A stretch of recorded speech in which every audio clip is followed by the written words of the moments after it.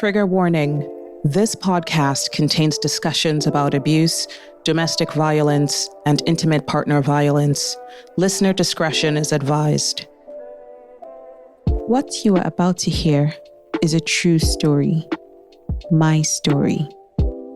This podcast is about me, my abusive marriage, my fight for my life, and eventual daring escape from my ex-husband and his enabling family. My name is Bebe, and I am the authenticity warrior. My discernment about what I am facing has made me a target, but I must nonetheless speak up.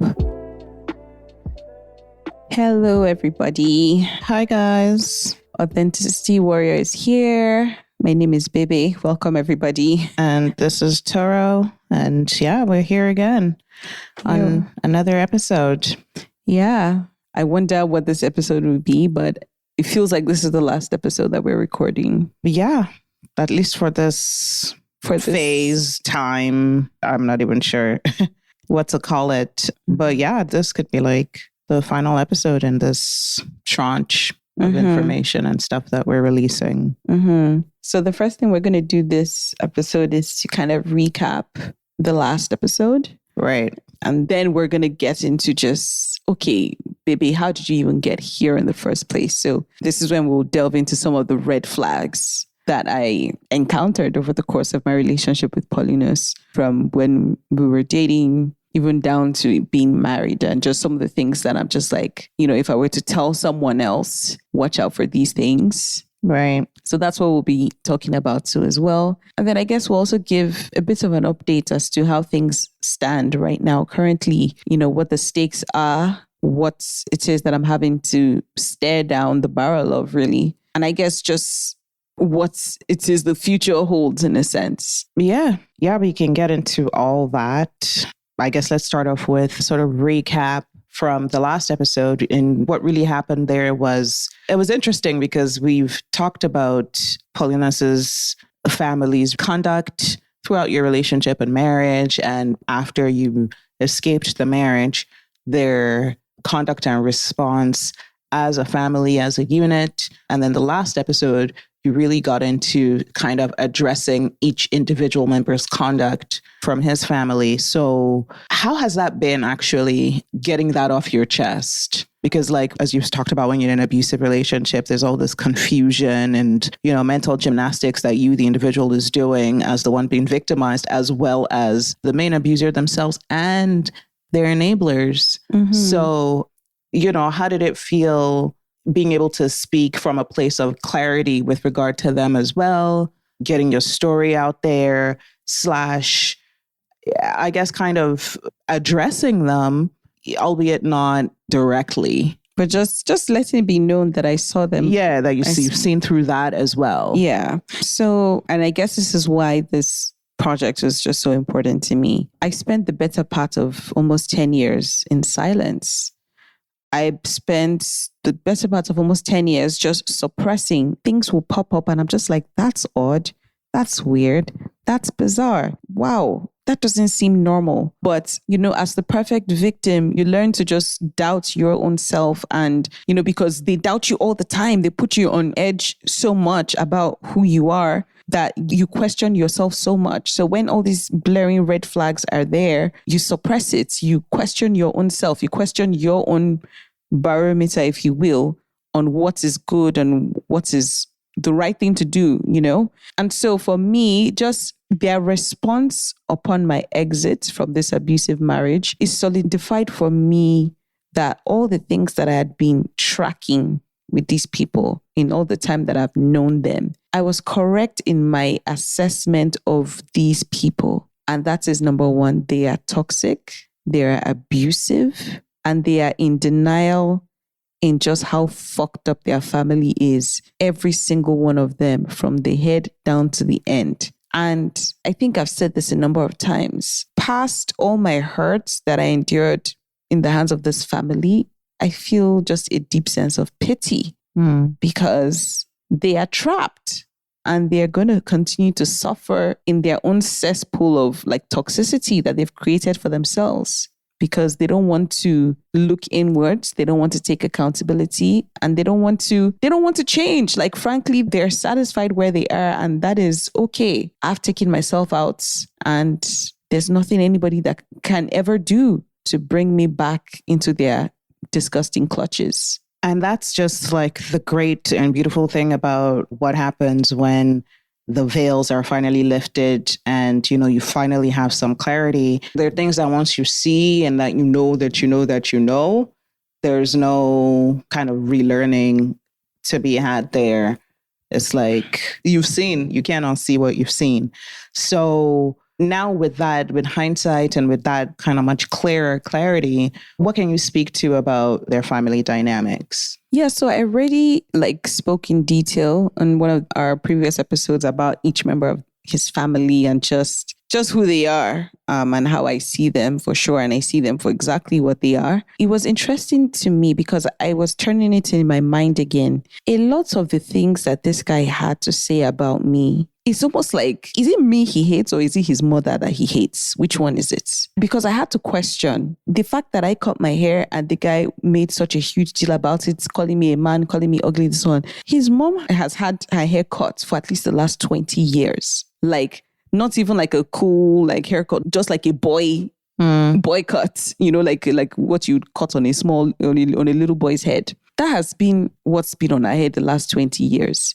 Okay. It's like the guy wanted to turn me into her too, in a sense, because I would look at this woman and she's like the workhorse of their family. Like, she's the one that will carry all this one, do all that one. I'm always pitying her. And everybody draws down on her energy. Everybody's entitled to her labor, whether it's the husband or whether it's the children, all of them. And so I think that because that's how he saw his mom growing up, he had that disgusting expectation of me. Anyway, he was already even, I guess, being a beneficiary of it. Like, if I'm even being honest, like if there's any luggage, any load, anything to be carried, it's me that will carry it, not him. He'll walk around like a prince shouting, I'm a king, I'm a king. I don't do things like that. It's me. And you're saying that this is something that his mother would also do? This is something that his mother does for his dad, in fact, all of them. Because even when he's around his mother, I don't see him stretching to carry anything from her hand. She's the one that will carry everything. And he will stand there in his entitlement.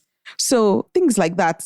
Honestly, when I think about just even the nature of each of them's relationships, like the relationship she has with her daughters versus the one she has with her sons, is weird.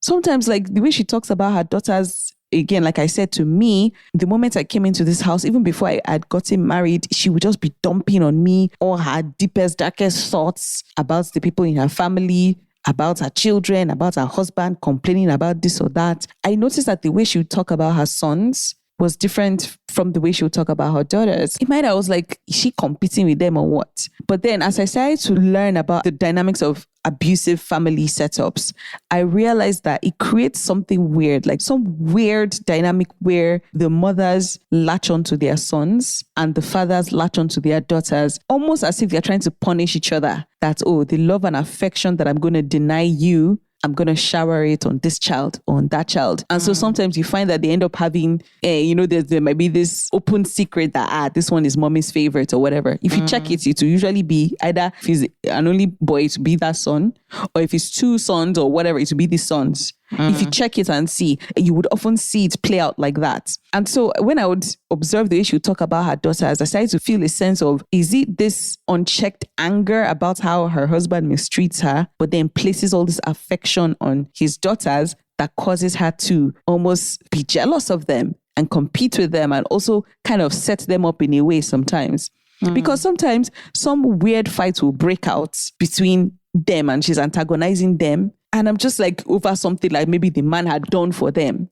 If you get what I mean. I don't want to get into too much detail because honestly, I didn't want to give these people airtime. But sometimes maybe if the man is spending a lot of money on his daughters, rather than because she doesn't have the chest to challenge him, she will now be harassing the daughter about it. That, hey, why are you spending all this money? You're taking too much money from your father. And, she shall just be so tense about it. And like I already mentioned, this is someone that is severely neglected. Why somewhere in her position should be having serious money issues is beyond me. And I see that is what Paulinus was trying to put me, that kind of position is trying to put me in. Like, it was just austere in that house. Like, keep me in such a place where I can't even open my mouth to even ask and say, this is what I need. Because the moment you talk, it is always a huge battle. It stresses you out and it prevents you from wanting to even open your mouth the next time you need something or the next time anything needs to be done for the house. Forget about your own personal needs, even things that need to be done for the general family. It would be such a ridiculous affair. So I'm saying all of this to say that this is what I observed. Before you even go into it, I'm finding all these things you're talking about very interesting. First of all, it seems like you're saying like Freud was onto something. There's something kind of Freudian about this kind of like mother-son, father-daughter, weird enmeshment dynamics that you're bringing up that is just kind of heralding back to the Oedipus complex in a weird way. But also, it also touches on just the overall overarching patriarchal society and system that we live in, where you have these grown men who are essentially broken boys with unresolved mommy issues that we women then are the ones who have to pick up the pieces of, who the issues are resolved on via projection and all this other stuff. And it's just crazy. And then it also just speaks to the recreation generationally of these patterns where it's like, you know, these men grow up in these households. They view the way their mother is treated, the way their mother is abused, really. And then it's normalized. And then next thing you know, they're recreating the same cycle when they partner up because they're, again, just projecting all these mommy issues on their wives, resolving it on them, and then just turning her into their mom. Yeah, you're totally right. And I think there's something about abuse, because when you're abused, it becomes a case where everybody is now looking for some sort of ally, or you look for support where you can get it, pretty much. And that's what then causes factions in families. That's what causes blocks in families, where you figure out who's your ally in this space. And oftentimes they cut across gender lines. Yeah, like exactly. That. They cut across gender lines because, in a sense, like an abusive family dynamic like that would often be a very misogynistic space. And so you will find that like the man, I'm not sure I'm explaining this thing properly, but you'll find that he can get all the validation, all the love, all the adulation better from his daughters than from his sons. And then for the mom too, it's easier for her to, by turning herself into a workhorse, pampering the boy, cleaning his bum, enabling, doing all that one. The boy too would latch on to the mother. You know, girls might not necessarily be... Because we're raised different. Exactly. We're actually raised... Boys are pampered. Exactly. Spoiled. So that's why it now happens like that, where those factions are created. Funny enough, you talk about resolving his mommy issues on his wife, but you'd be surprised, lots of abusive men are very defensive about their mothers. It's their subconscious pattern of resentment. They have this childhood resentment for their mother, for their, again, unresolved childhood traumas, whatever, sometimes inflicted, just like the typical parental, like really as any millennial who is not unpacking those kinds of things, you're often like just recreating childhood patterns, which often come from parental wounding and stuff. It's funny you say in terms of like how they're resolving issues on you subconsciously, because a lot of the issues that this guy even brought up, if you guys remember that his fuller response email where he spoke about my tying my tubes and my cutting my hair, you know, like I said, these are things that were even live issues in his own parents' marriage. So maybe the dissatisfaction from there, he now came to come and resolve it here, because what his own mother said to me was she went to go and tie her own tubes behind her own husband's back, right? And it caused such a huge issue. The guy showed up to the hospital, wanted to fight the doctor. Like, it was such an embarrassing affair. And that's the nature of the way these people fight. As grown as they are, as big as they are, these people are in their 60s and they still get into loud, toxic, somebody is holding the man back in his agbada kind of fights.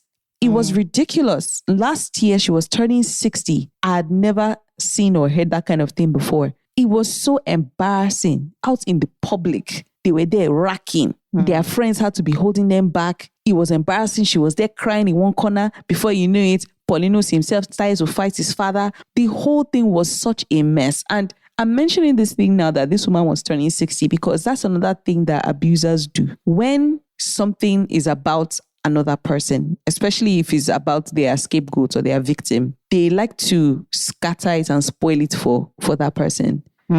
Because they are just so uncomfortable with the spotlight being on that person. So they'll do anything they can to spoil. Sabotage. Exactly. Yeah. So that's another, this is a free tip for you guys. If you're in a relationship and you find that anytime a special occasion comes up, whether it's your birthday, whether it's anniversary, whether it's even your own parents' birthday. A promotion at work. Exactly. You get a job. Anything is going well for you. You graduate from school. If you find that there's constantly some drama that seems to happen from nowhere on these important days that are important to you, I promise you, you're with an abuser and you better run. You better run. So things like that, it really was just always very embarrassing when I hear about his parents' fights. Like they'll be there, they will not talk to each other. This one happened like right there in my presence. They were beefing each other, they did not say anything. They were pretending. And I felt so uncomfortable because I was the only one in the room. So they now used me as their pawn in the whole, tell her that this one, that one. Oh, okay. So there was a fresh fight and you were present in the aftermath. Yeah. I was present in the after. I was not there when the fight happened, but I now entered the space after the fight. And then it was so awkward. It was weird. They were there ignoring each other. And in my head, I looked at them. I was just like, at your age, for God's sake, and you age and pant size, for God's sake. Really? So for me, circling back now to their response after I left this abusive marriage, honestly and truly, myself, what did I expect from these immature people? What did I expect from these ones that don't even know anything? They don't know how to save themselves. How the hell did I expect them to save me? Do you get what I mean? Right. Yeah. No, makes sense. I think I've had enough to say about the fact that his family is toxic, but that's their business. They're never going to change, and that's for them to continue to suffer in their own hands. I've left and my life is going to be better moving forward. Like I have nothing to do with them. I have nothing to say to them, and I'm never going to say anything to them. So it is what it is. Honestly, I think I'm excited to just get into the actual meat of the matter for this episode, which is discussing the red flags. So just before we move on, though, it sounds to me like you were more like observing / maneuvering around these family dynamics of Paulinus's. Is there any way that their toxicity, spilled over out of their unit to kind of affect you directly or kind of pull you into the whirlwind of their own chaos? Yes, many ways actually. And I think I already mentioned before how I started to notice how this woman was like sabotaging me. Like I said, it seemed like Paulinus's dad really favored me or liked me. So she would say things like, she's a feminist, she doesn't listen to her husband, blah, blah, blah. She kind of threw me under the bus like that. So many different instances that way. But there's something in particular, and I struggle about whether or not this is something I ever wanted to talk about, because honestly and truly, as it is right now, I actually don't care. But it doesn't make it any less fucked up.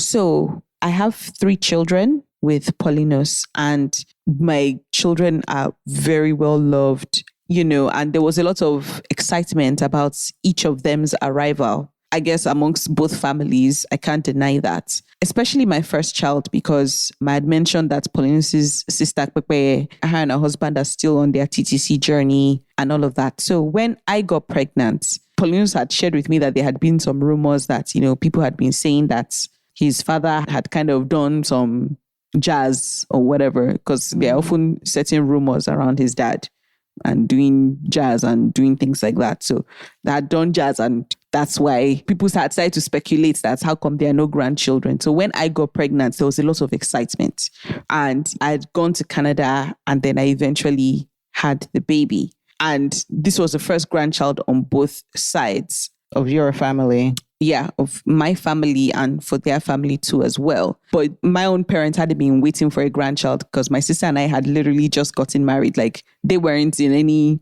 they're waiting for a grandchild phase. But these people were, because by this time, Paulinus' sister Pepe had been married for about 5 years now, about 5 or 6 years.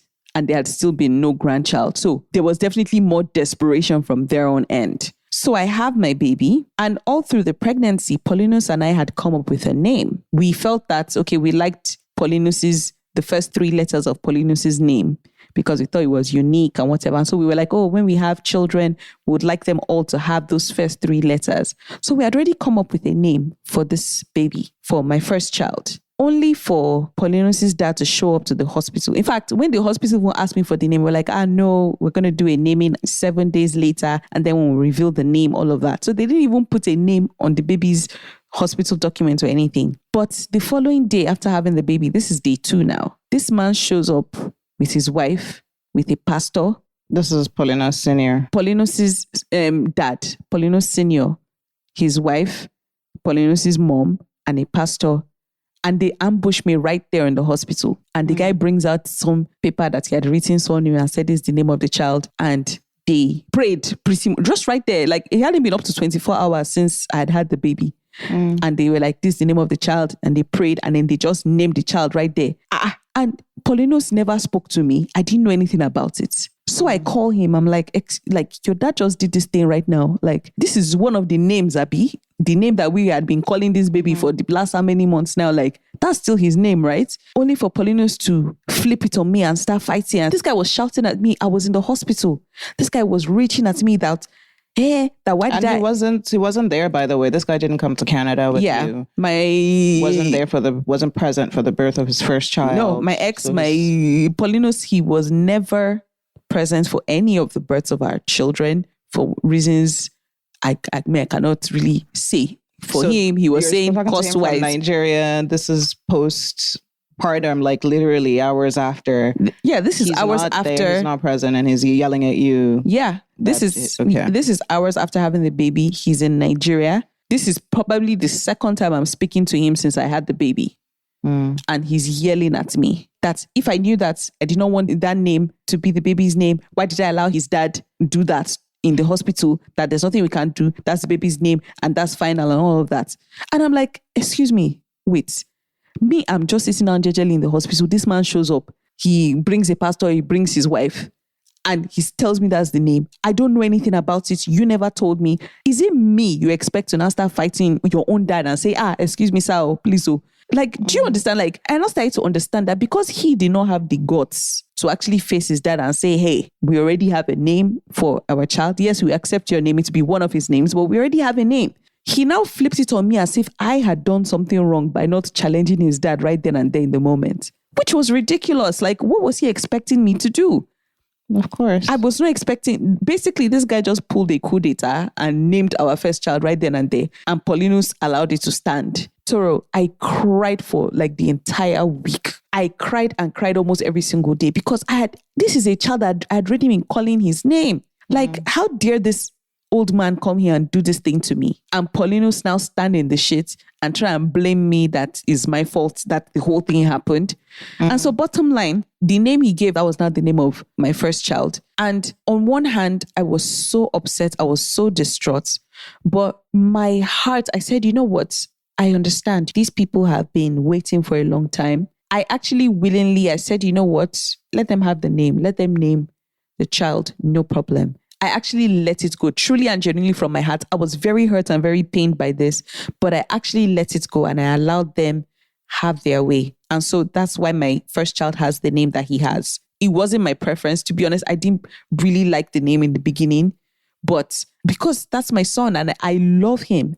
So now I love everything about him, including his name. I don't care. Only for when we're now having our second child. So I started to talk to Paulinus earlier. I said, hey, that thing that your father did on our first child, that it cannot repeat itself again. The two of us now, let us agree now that this is the name of this child.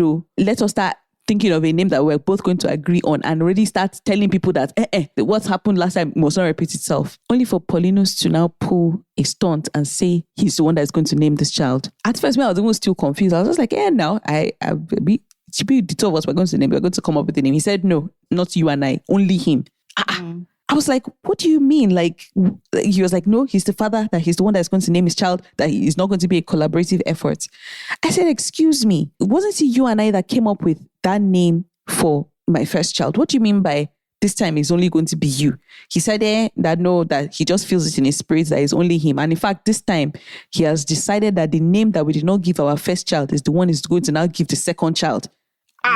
Because at first I was sitting down on the bed. I was still very, very confused with my big belly. I was still wondering, what's this man even saying? Yeah, me too. I'm still wondering, what do you mean he's putting his foot down that is naming the child? He's the father. It's not going to be a collaborative effort. But I mean, here you are, the one actually cooking the bun in the oven for the full 9 months, doing all the work biologically and otherwise. Toro, the way, when I think about the breakfast I used to chop in the hands of this man, I think it's not as if some of it is like he just decides, just right there on the spot, how can I punish this girl? How can I make her cry? How can I hurt her? Yeah. It feels like he was just, some of these things, he was just going out of his way, coming up with random shit just to kind of fuck with me in a sense.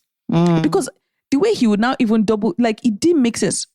Chippy, you and I came up with a name before. What do you mean by right now? No, it's not a collaborative effort. And then, so even while I was still trying to understand what he meant by, it's not you and I, for him to now drop the bomb and say the name that we did not give the first child is what he's going to give the second child.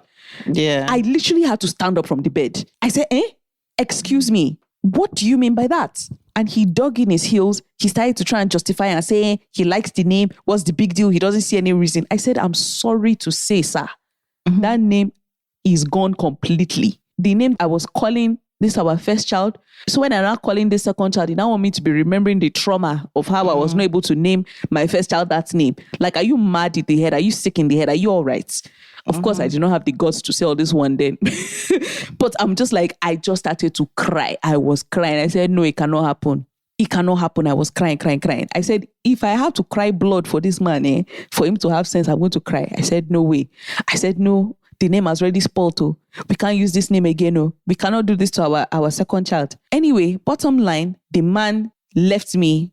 He said, he's going to think about it. He purposely did not clarify for me and be like, okay, fine, I've heard, not use the name or whatever. He said, no, that he can see that I'm crying and everything, but that doesn't mean that he has to go and pray about it first. Then when he prays, and if God tells him not to use the name, then he will not use the name. And is this a man who usually prays / hears from God before he makes any decisions? No, it's only when things like this come up that he will now remember that he knows because he will now turn it all mystical that he wants to go and pray. Because who can then challenge him now about that? Do you get?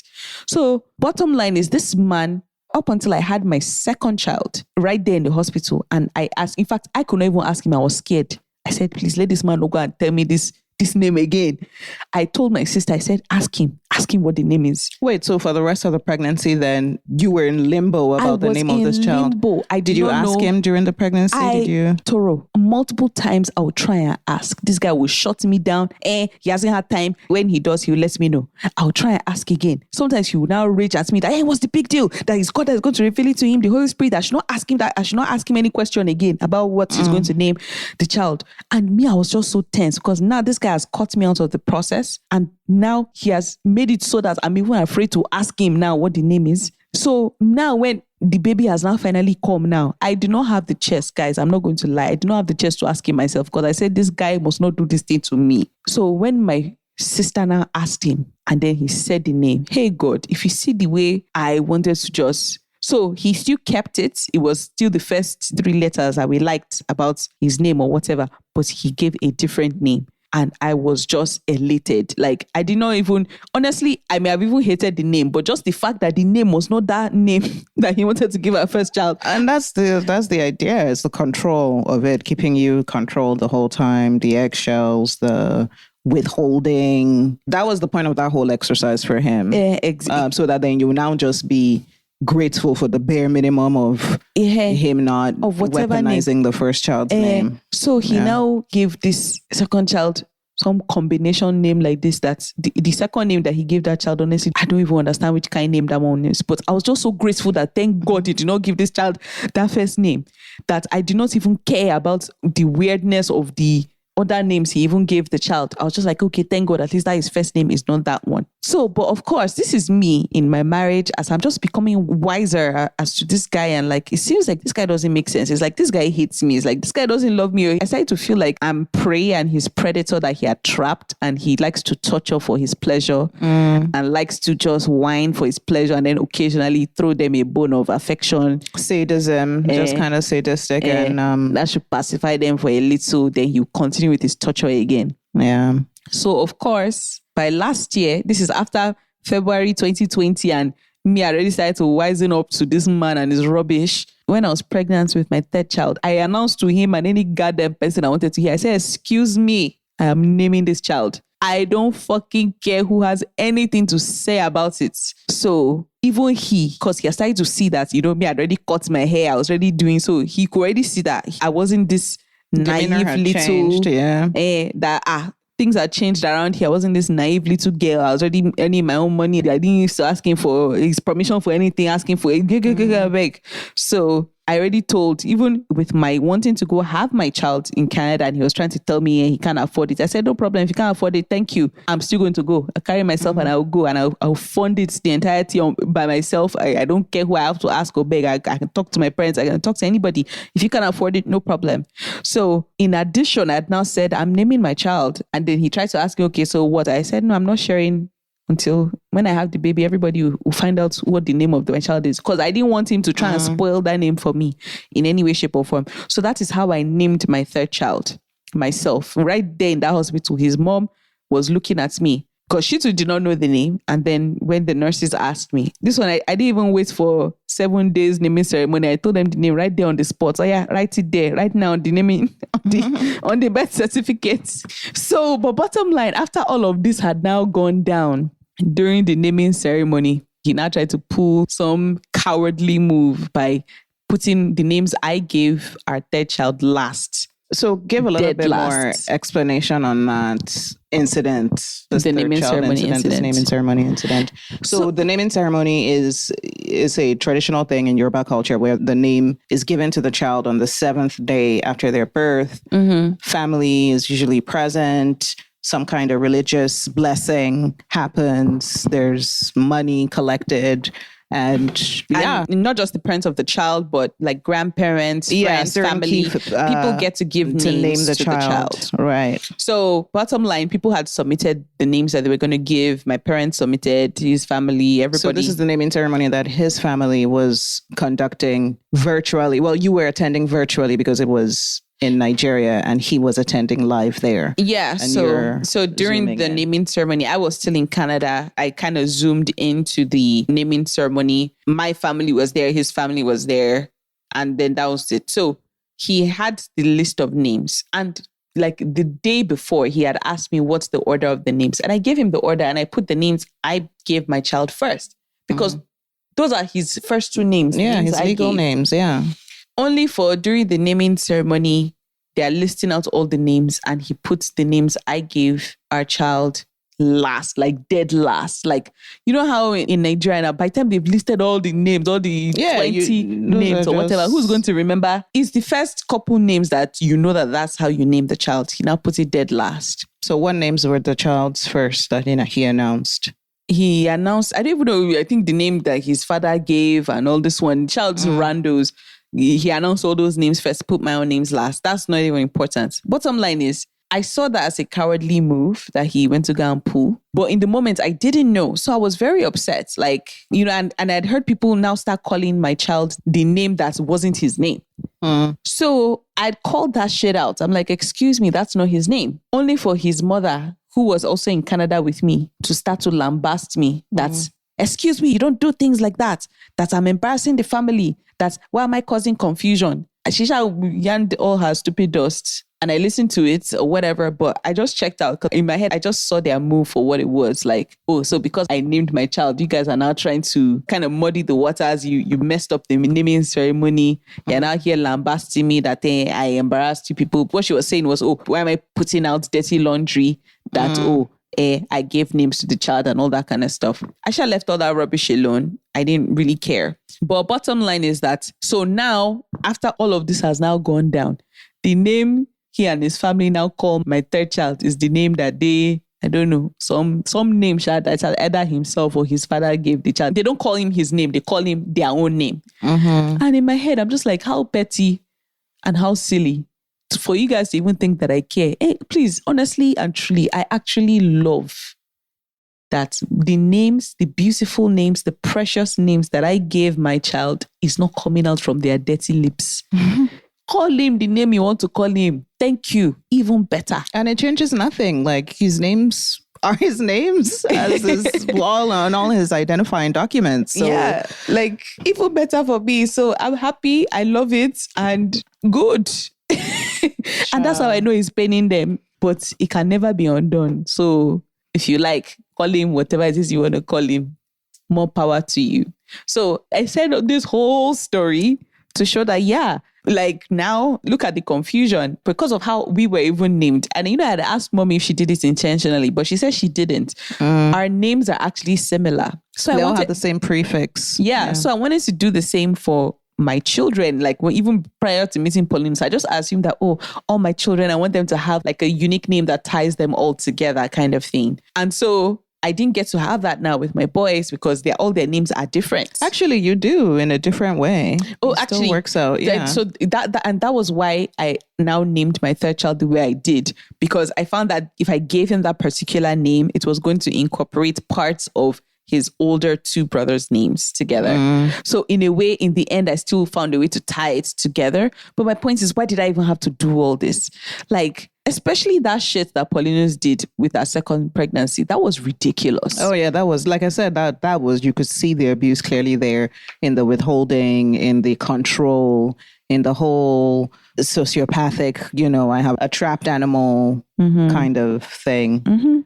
Yeah. And, they at least had a timer on it. You could only do that until the baby came, because that's something that, like, let's say pregnancy was 24 months or 36 months, he would have withheld it even longer and reveled in that. Wild. So, yeah, guys, the breakfast, don't ever play with these people. Or if you ever find yourself with an abusive person or you feel like their family is weird, don't play with that fire. I promise you, the way you would chop that breakfast and you yourself, you'll be so shocked and surprised just how much abuse you can endure in the hands of someone just because you gave them your love. They see your love and they look at you like a mugu and they begin to play these dirty little games with you just to torment you. It's always kind of easier said than, I guess, appreciated, but it has nothing to do with you. It's about them and it's a tell on them. And the reason that it seems like you're the stupid one for the simple crime of loving them is because they themselves have deemed themselves unlovable. They don't love themselves. They don't have any self-love to give themselves, or they're cut off from themselves, so they can't give themselves love because they've deemed themselves unlovable, deemed themselves undeserving of love. So that kind of individual is not even able to receive love. They don't recognize it. They don't know what to do with it. And because they have rated themselves so little in terms of deserving love, then yeah, you must be for you to love me, then you must be stupid. You know what I mean? And it's like, that's kind of what plays out in all the drama and chaos that you see, where it's like, you're almost like a secondary character in their story and they're able to put whatever role they want you to be in that moment at that time, whether it's the villain, whether it's the shadow of their mother, whether it's, they feel like feeling powerful, so they victimize you. And, that's part of all why the confusion, you're just looking left to your neck is just swiveling left to right, because it's like one thing it's this and the next thing it's literally the opposite. And it just swings whichever way. And like, that's what I said, like, it really has nothing to do with you and it's them, with all these different chaotic energies in them, unresolved stuff, conscious, unconscious, guilt, shame, all these things that they're unable to be a container for themselves, to hold, to alchemize, to transmute, to figure out for themselves. They just leech onto anybody else and want that person to be the one holding their contradictions, holding their consciousness, essentially being a full extension and reflection of them in according to their own image, though, which is neither here nor there, because truth is truth objectively, period. And people will have all these kinds of parallel realities going on in their mind that is not, in alignment with the truth, nor is it in alignment with your truth. And then you just have all these things going on. And that's where individuals then have to find their boundaries and then have their awareness to try to be in alignment with the highest good, with the highest truth, so that that's how you can filter out what's not authentic. But yeah, I recognize that feeling of someone treating you like you're dumb for loving them. Here?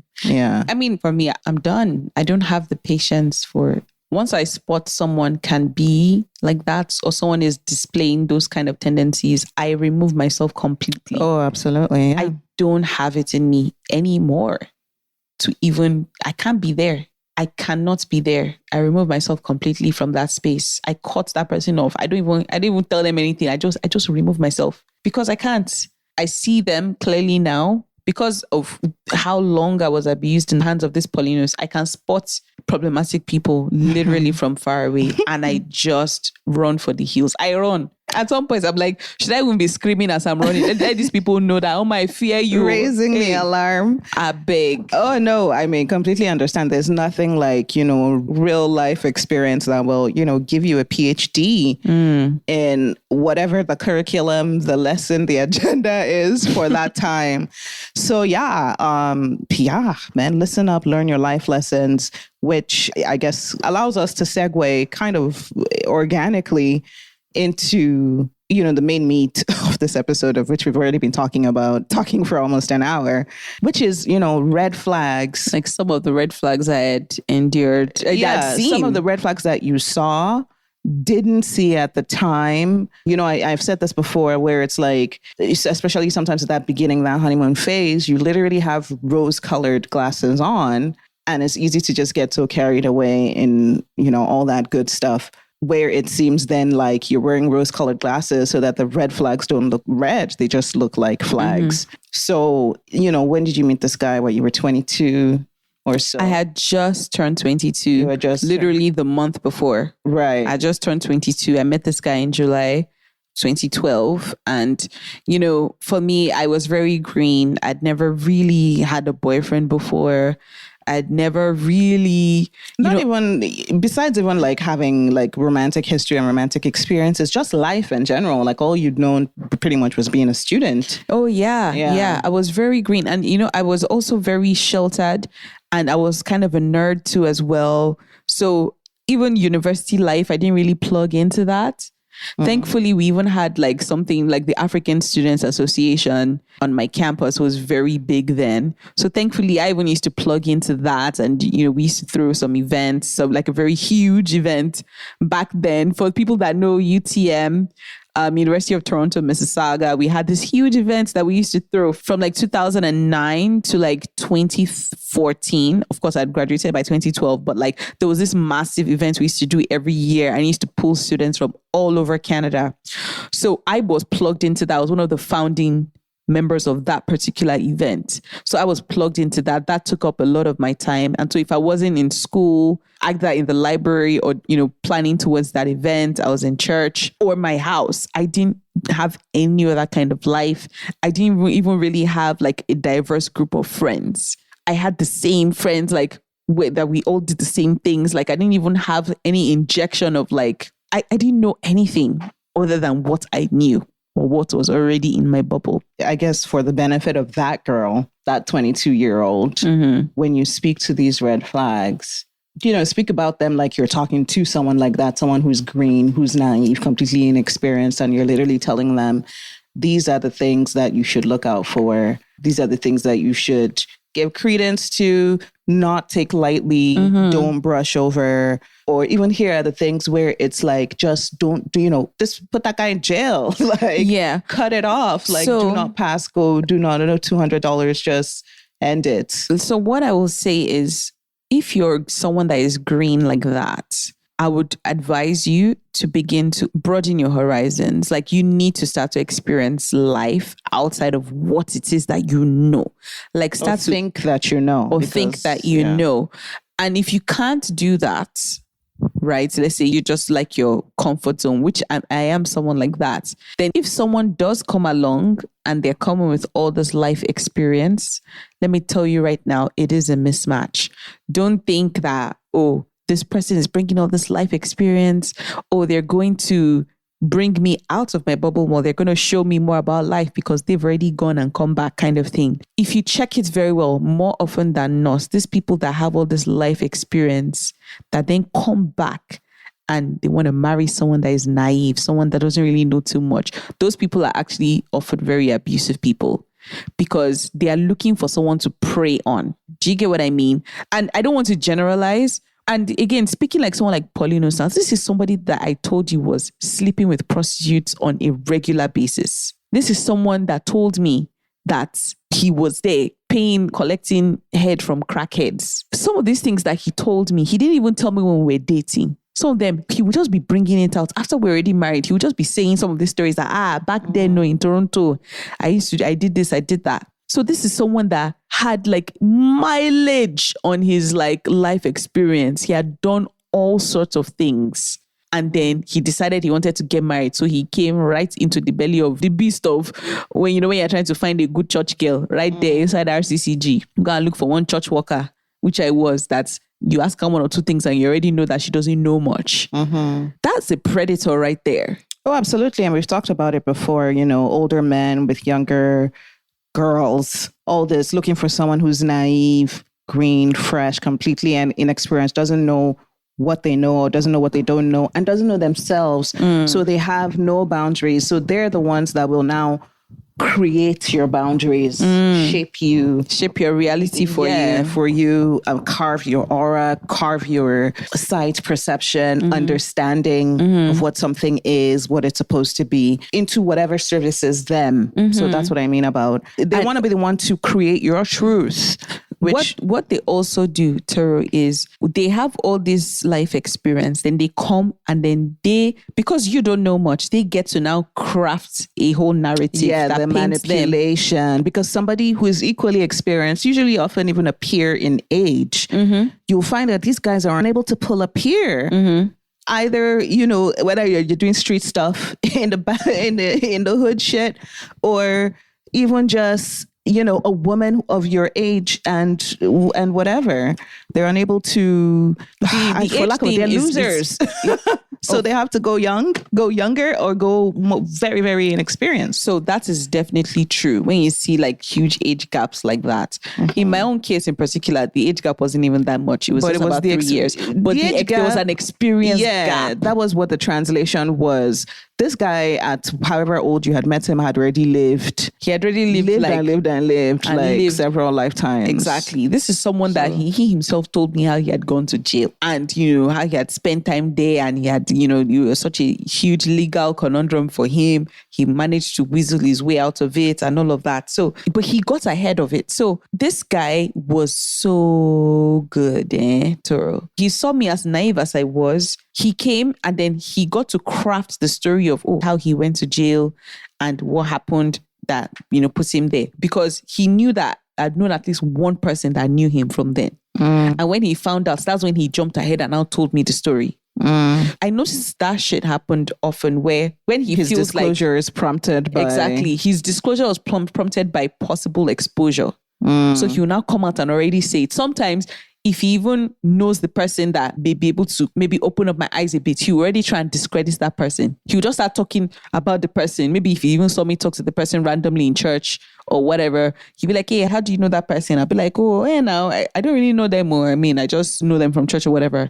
Then he will now start talking about the person and saying disparaging things. Saying disparaging things about them. I'll just be like, okay, I don't know them anyway, so we don't have to be friends kind of thing. So bottom line, it seemed like this guy had already tried to jump ahead and tell me the most sanitized version of all his history. And then over the course of our relationship, he'll be letting down the mask more and more, bringing out more and more, depending on the situation, depending on if he feels like he might get exposed, he might say something. But I'll say much of what I heard from this guy's lips about his past, I found out way too late. a lot of it was we're already married. And even prior to our marriage, he had downplayed a lot of these things. And then after we got married, I was now getting the fuller picture of some of these things he was already attempting to tell me before. So I know I was hoodwinked by this guy. I know. And I think my own naivety too as well. I was ill-equipped to ask the right questions, to probe further, to even process properly what you're hearing. Exactly. I just took him at his word. Like, I just felt like, for what reason did he come and tell me he went to jail? Do you get what I mean? So I just already felt that for him to come and tell me, I guess he must be telling me the real truth, because in my head, I'm like, there was no reason for him to come and tell me that. I probably would have never found out. Do you get? But he jumped ahead and told me. So he told me this sanitized version, and I just took him at his word that, okay, I guess he's telling the truth kind of thing. So that's what like people like him would do.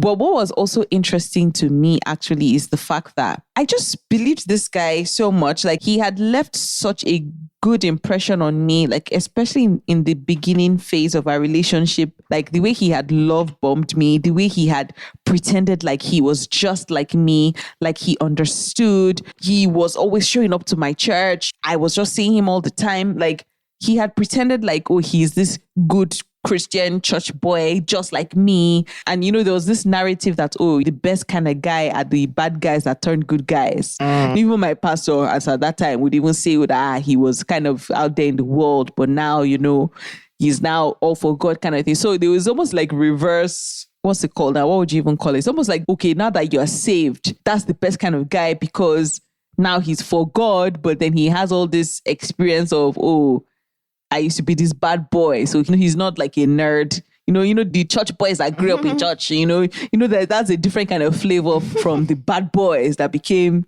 good guys. Do you get? Wow. Or even that there's no like temptation for him because he has already done it and dropped it kind of thing. He has sown his wild oats. Exactly. He has already done everything. So he's not doing him. It's a lie. Let me just tell you something. Honestly, I fear those ones that were bad and now they're wolves in sheep's clothing. Oh, exactly. All it just means is that all their dirty deeds have gone underground and they're wearing that religious cloak for the public to deceive people. I don't ever want to see what is on their phone or what is on their laptop. The disgusting things you will find there, I pity you. I pity you. So better run. Once somebody to see that someone has life experience like that, run for the hills.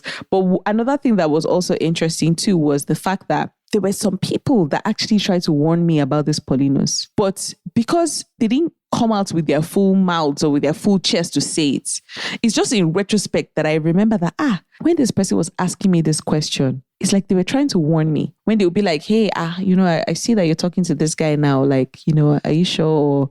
Because they didn't say it with their full chest. Like, I didn't know what to make of it. And like I said, Paulinus had already tried to jump ahead with some of this story. So in my head, I'll just be like, oh yeah, I think his cousin, they actually have the same English name. And I used to call him Egbon. Like, that's how close they were or whatever. So he had even told me, he was like, he has gone to jail, right? And, he was trying to tell me that, that this guy, especially his drinking, it can be a problem. Or he was really trying to tell me some of these things. But in my head, I was just like, oh yeah, he already told me he used to drink before, but he doesn't drink anymore and all that kind of stuff, because he said that it affected his system. So of course now we drink tea and all that. Or when he was telling me about the jail, I was like, oh yeah, he already told me. And even in my head, I was even starting to look at that his cousin funny, the one that I call Egbon. Yeah. That they share the same name. I started to look at him funny that, but this is my first time meeting you. Like, why is this the first thing that's coming out of your mouth that, he has gone to jail? So I started to look at him that maybe he's hating on the poor guy. No, but it turns out that this guy is a bit of a gossip. Yeah. Regardless, like, he kind of proved that over time. So you read the vibe right at the time. And yeah, man, I mean, that's what they say. Like, I think it was on Twitter that somebody once said that, think about the messiest bitch you know. And they were like, it's a man, right?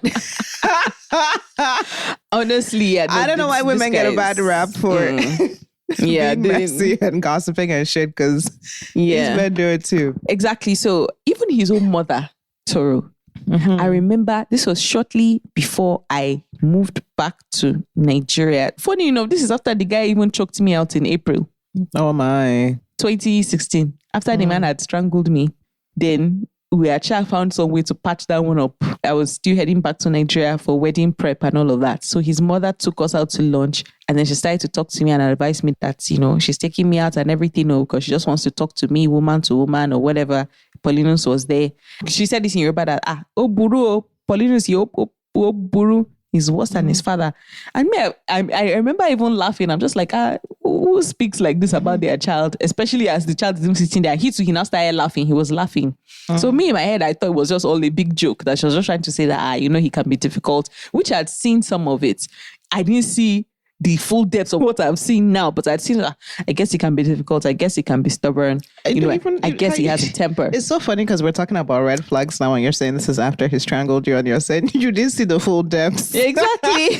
But that's how blind. You saw it. I had taken responsibility for the strangling. The way he put it to me is that I pushed him too far. That I played too much. That I should know that when you're dealing with a man, you don't play those kind of games. So I said, okay, it's me that caused that one, no problem.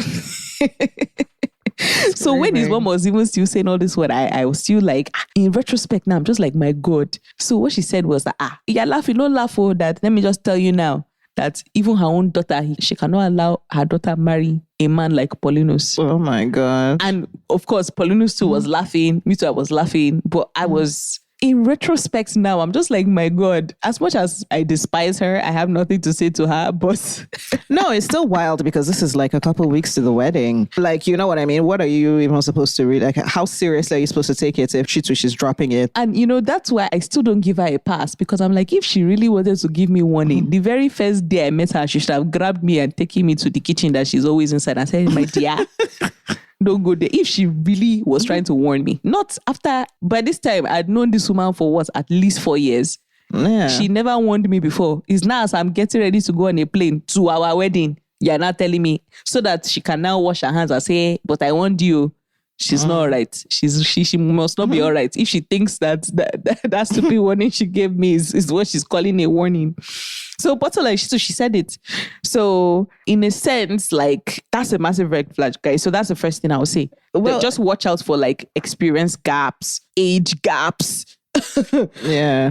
Because the age gap equals experience gap too. So the two things that you kind of talked about there jumped out to me. The first is you said something to how, the beginning was so good. And, you'll find that this is a recurring theme with women who are now inside something that is the complete opposite of what got them in the first place, lured them, wooed them, so to speak. And you find that they're holding on like the sauce, that beginning part. There's so much goodwill on that relationship that rides on the beginning, the love bombing at the beginning. And you'll find women like 20 years later, and that's the cognitive dissonance that they're still holding from when they first get their hooks in to what it is that the reality that you're now experiencing. But so the thing about that is, Toro, is yes, that initial love bombing, it lays a lot of the groundwork. Honestly, that is the manipulation at its best, because they take everything about you, about who you are. It's like they study you and then they mirror you to yourself. So everything that could cause you to fall in love with an individual, they put on a show for you in that initial phase. And then over the course of your relationship, they do like a throwback Thursday, a throwback Wednesday. They do throwback. Pew. Yeah. They'll give you a flash of that Paulinus that you knew from 2012. They'll give you a flash. Right. From nowhere, randomly. Usually it's after they've done a major fuck up like that. They'll give you a flash to get you back in. Then it's back to the devaluation again. Then at some point, they give you another throwback again. So they call that breadcrumbing. The little bones of affection, the little flashes of, just to reinforce that beginning this imprinting. This of 2012 that I fell in love with. Oh my God. So it's like a hamster. So you're now on this treadmill of trying to get back to that Paulinus of 2012. But it never existed because it was a phantom. Exactly. Yeah. It was a phantom, but he flashes it in 2015. He flashes it again in 2020. Before you know it, you yourself, you will not even know that 20 years has gone by. You wouldn't realize. And that's why my heart breaks for victims of abuse, because I understand what it takes for that delusion to be pierced completely. It takes a lot. Oftentimes, it takes way too much breakfast way too much. Sometimes you may not even recover from the amount of breakfast you'd have chopped, the amount of abuse you would have chopped for that delusion to just be shattered completely. So I understand why some women hold on even to that little breadcrumb of affection, because if they have to really face the truth, it is painful, it is difficult. And we're talking years wasted, years. And let's not also forget, abusers, they like to move very fast with getting married, move very fast with having children. Some of them, they even like to keep you pregnant and barefooted. You'll be giving birth from morning till night. 10 years later, you're still there shooting out babies. They like to do that because it further traps you. Yeah, the control. Exactly. The mechanisms of control. Exactly. And some of them, they would have made such a big deal about whether it's a job that you have, whether it's a business that you have. They will make it so difficult for you. Why do you have to work such hours? I don't like you doing this. Before you know it, like a lot of people just become like just totally reliant on their abuser or totally tied to their abuser. Even if they won't let you have a job. Themselves that key identity parts of themselves, like work. That's not even that. Even things that could cause you to find freedom. So even if sometimes, even if they let you work, sometimes you've heard of some women sending their salary to their husbands. Or they will not allow you to have an account, or all these things like that. They do that to trap you in there, to keep you having children so that you'll be so busy changing diapers, you will not even know what's happening to you. So there's a lot that goes into why, before you know it, 20 years will go by and it's like, what? These women held on fumes. Yeah. So another thing that kind of came out to me is that they were, in a sense, I guess, verbal warnings from different avenues, but often the groundwork has already been laid via, the manipulation, the getting in front of the story, the polishing the narrative, kind of pre-gaslighting in a sense, so that it's almost like you miss them, misinterpret them. The discernment is, because in hindsight now, when you're like, oh my God, now you see those as kind of warnings, but you didn't perceive them as such then. Actually, I don't even know what I perceived. All I know is my nervous system was definitely activated when I would hear some of these things or when I would experience some of these things. But I didn't know what to make of it. I didn't know if it meant, should I leave the relationship or should I just work harder? Do you get what I mean? Because like I told you, that love bombing phase where, quote unquote, you've seen them be good. So sometimes when these really terrible or disgusting or dastardly things come out, you're just like, it can't be that same person that I saw then.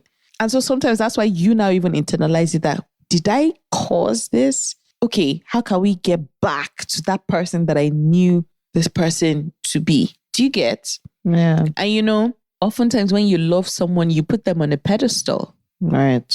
And so it's often difficult for you yourself with your own hand to remove them from that pedestal. When you yourself place them there, it's difficult. So at some point, it becomes easier for you to take responsibility and be like, hey, maybe if I don't behave like that, maybe if I don't talk like that, maybe if I don't do this, then this person wouldn't react that way.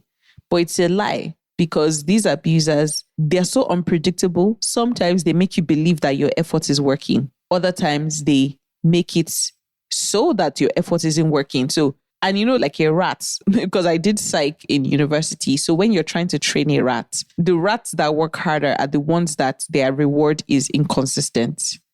So if every time you give them cheese, each time you train them to do something, then they don't work as hard because they know that they'll just do it, the cheese will come out. But when sometimes you reward them, sometimes you don't, they work really hard because they don't know if the reward is going to come or not. So that keeps them working longer.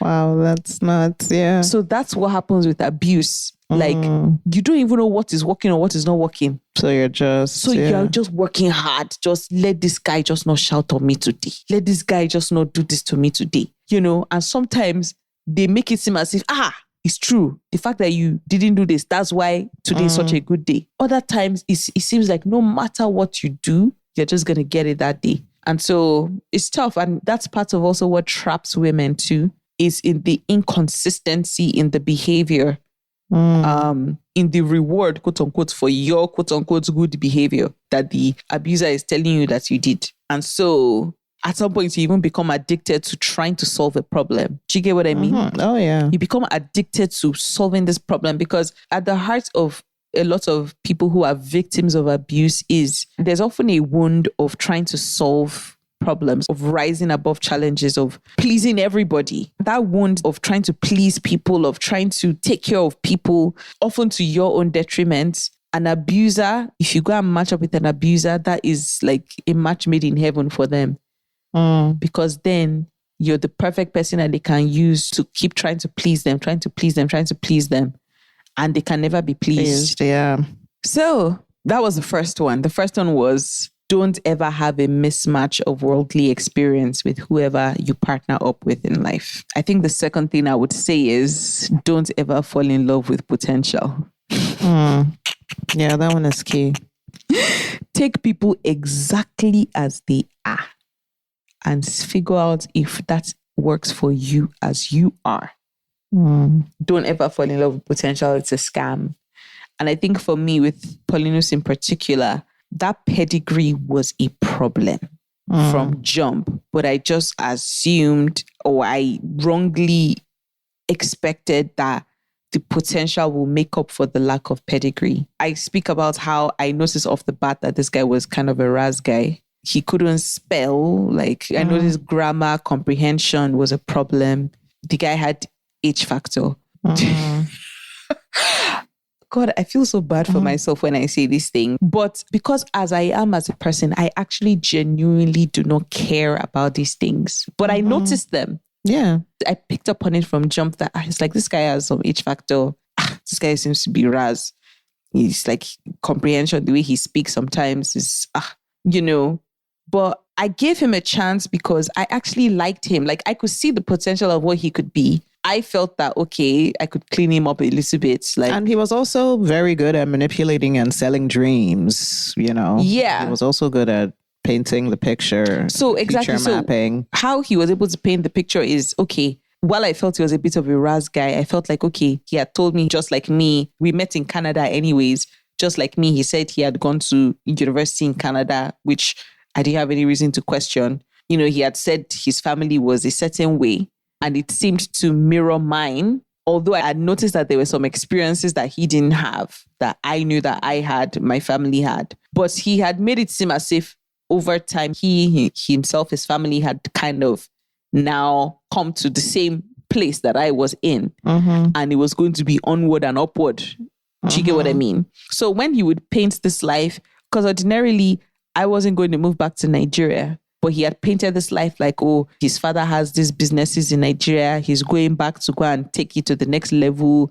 He will talk about, their factory, their this and that. Just the kind of life that he said he was going to live, and he wanted me to come along for the ride and all that. Honest to God, the life he painted was a soft life, which I understood because I grew up in a soft life. So I felt, okay, if I'm going to move back to Nigeria, the life he's describing doesn't seem all that different from the life that I knew I had before I left Nigeria. So I guess I could move back to Nigeria. I guess I could live that kind of life. Only for me to come there and it was a subpar, hard life. Oh my God. So they use potential to sell you a lie so that by the time you now pitch your tent with them, it's already too late. You can't pack your load and go. Do you get what I mean? So don't ever fall in love with potential. It's a scam. People who try and do that are manipulating you. So yeah, that was my own thing. Now, I'm not saying, if your flavor is a Raz kind of person, you like H factor, you don't mind it, no problem. Take the person as they are. But for me, as much as I didn't care about those things, those were clear indicators that we were mismatched completely on what we felt life was and what life should be. And that's one of the things that I would definitely advise my younger self to watch out for. Do not marry down, women, please. My lovely beauties, don't try it. Don't marry below your station. It is not worth it. To be honest, don't even marry above your station because there's a particular kind of breakfast to be chopped from marrying above your station. Oh, but they say this, it's better to cry in a Benz. I mean, you shouldn't be crying at all, but it's definitely, sure. It's better to cry in a Benz than to be crying in the busted down Corolla that I was in. The busted down 1996 Corolla. But however, just marry your pair. Like, you guys should be equally yoked. Equally yoked. When the Bible talks about equally yoked, people like to make it seem as if, Christian, Muslim, Aldarians. I'm sorry. It actually means more of this. Like, marry the similar pedigree within your station, the two of you together, perfectly matched up. That's who you should marry. It makes a difference, honestly. Something you said there earlier, kind of stood out to me when you said, take people as they are, don't fall in love with potential. And that's like from moment to moment, as you're evaluating if how they are right now in this moment is in alignment, if it's compatible with how and who you are in that moment too. Like carry that same discernment evaluation skill from moment to moment all through your relationship with this individual or really any of your other relationships. When someone shows you who they are,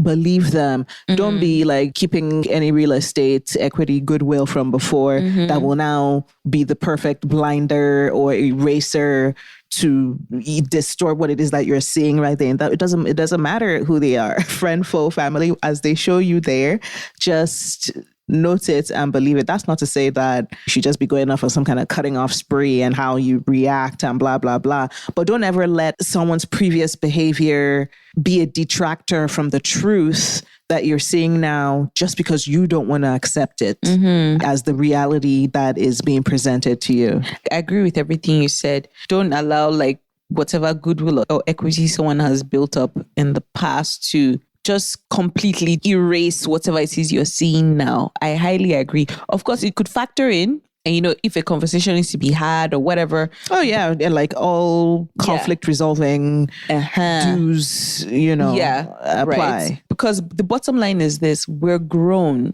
I have no business telling you or controlling your behavior. Still trying to now be teaching you how to behave. Do you get what I mean? So I'm sorry. For me, I don't even have the energy. Let's draw your boundary and keep it pushing. Once somebody shows me something that, that is how it is. Okay, thank you. I carry my load and I move. I create the boundary that protects me. I don't have to cut them off. I don't have to whatever, but immediately I already know how they can factor into my life moving forward. And so that's just for me what I've created for myself, and you're welcome to take it.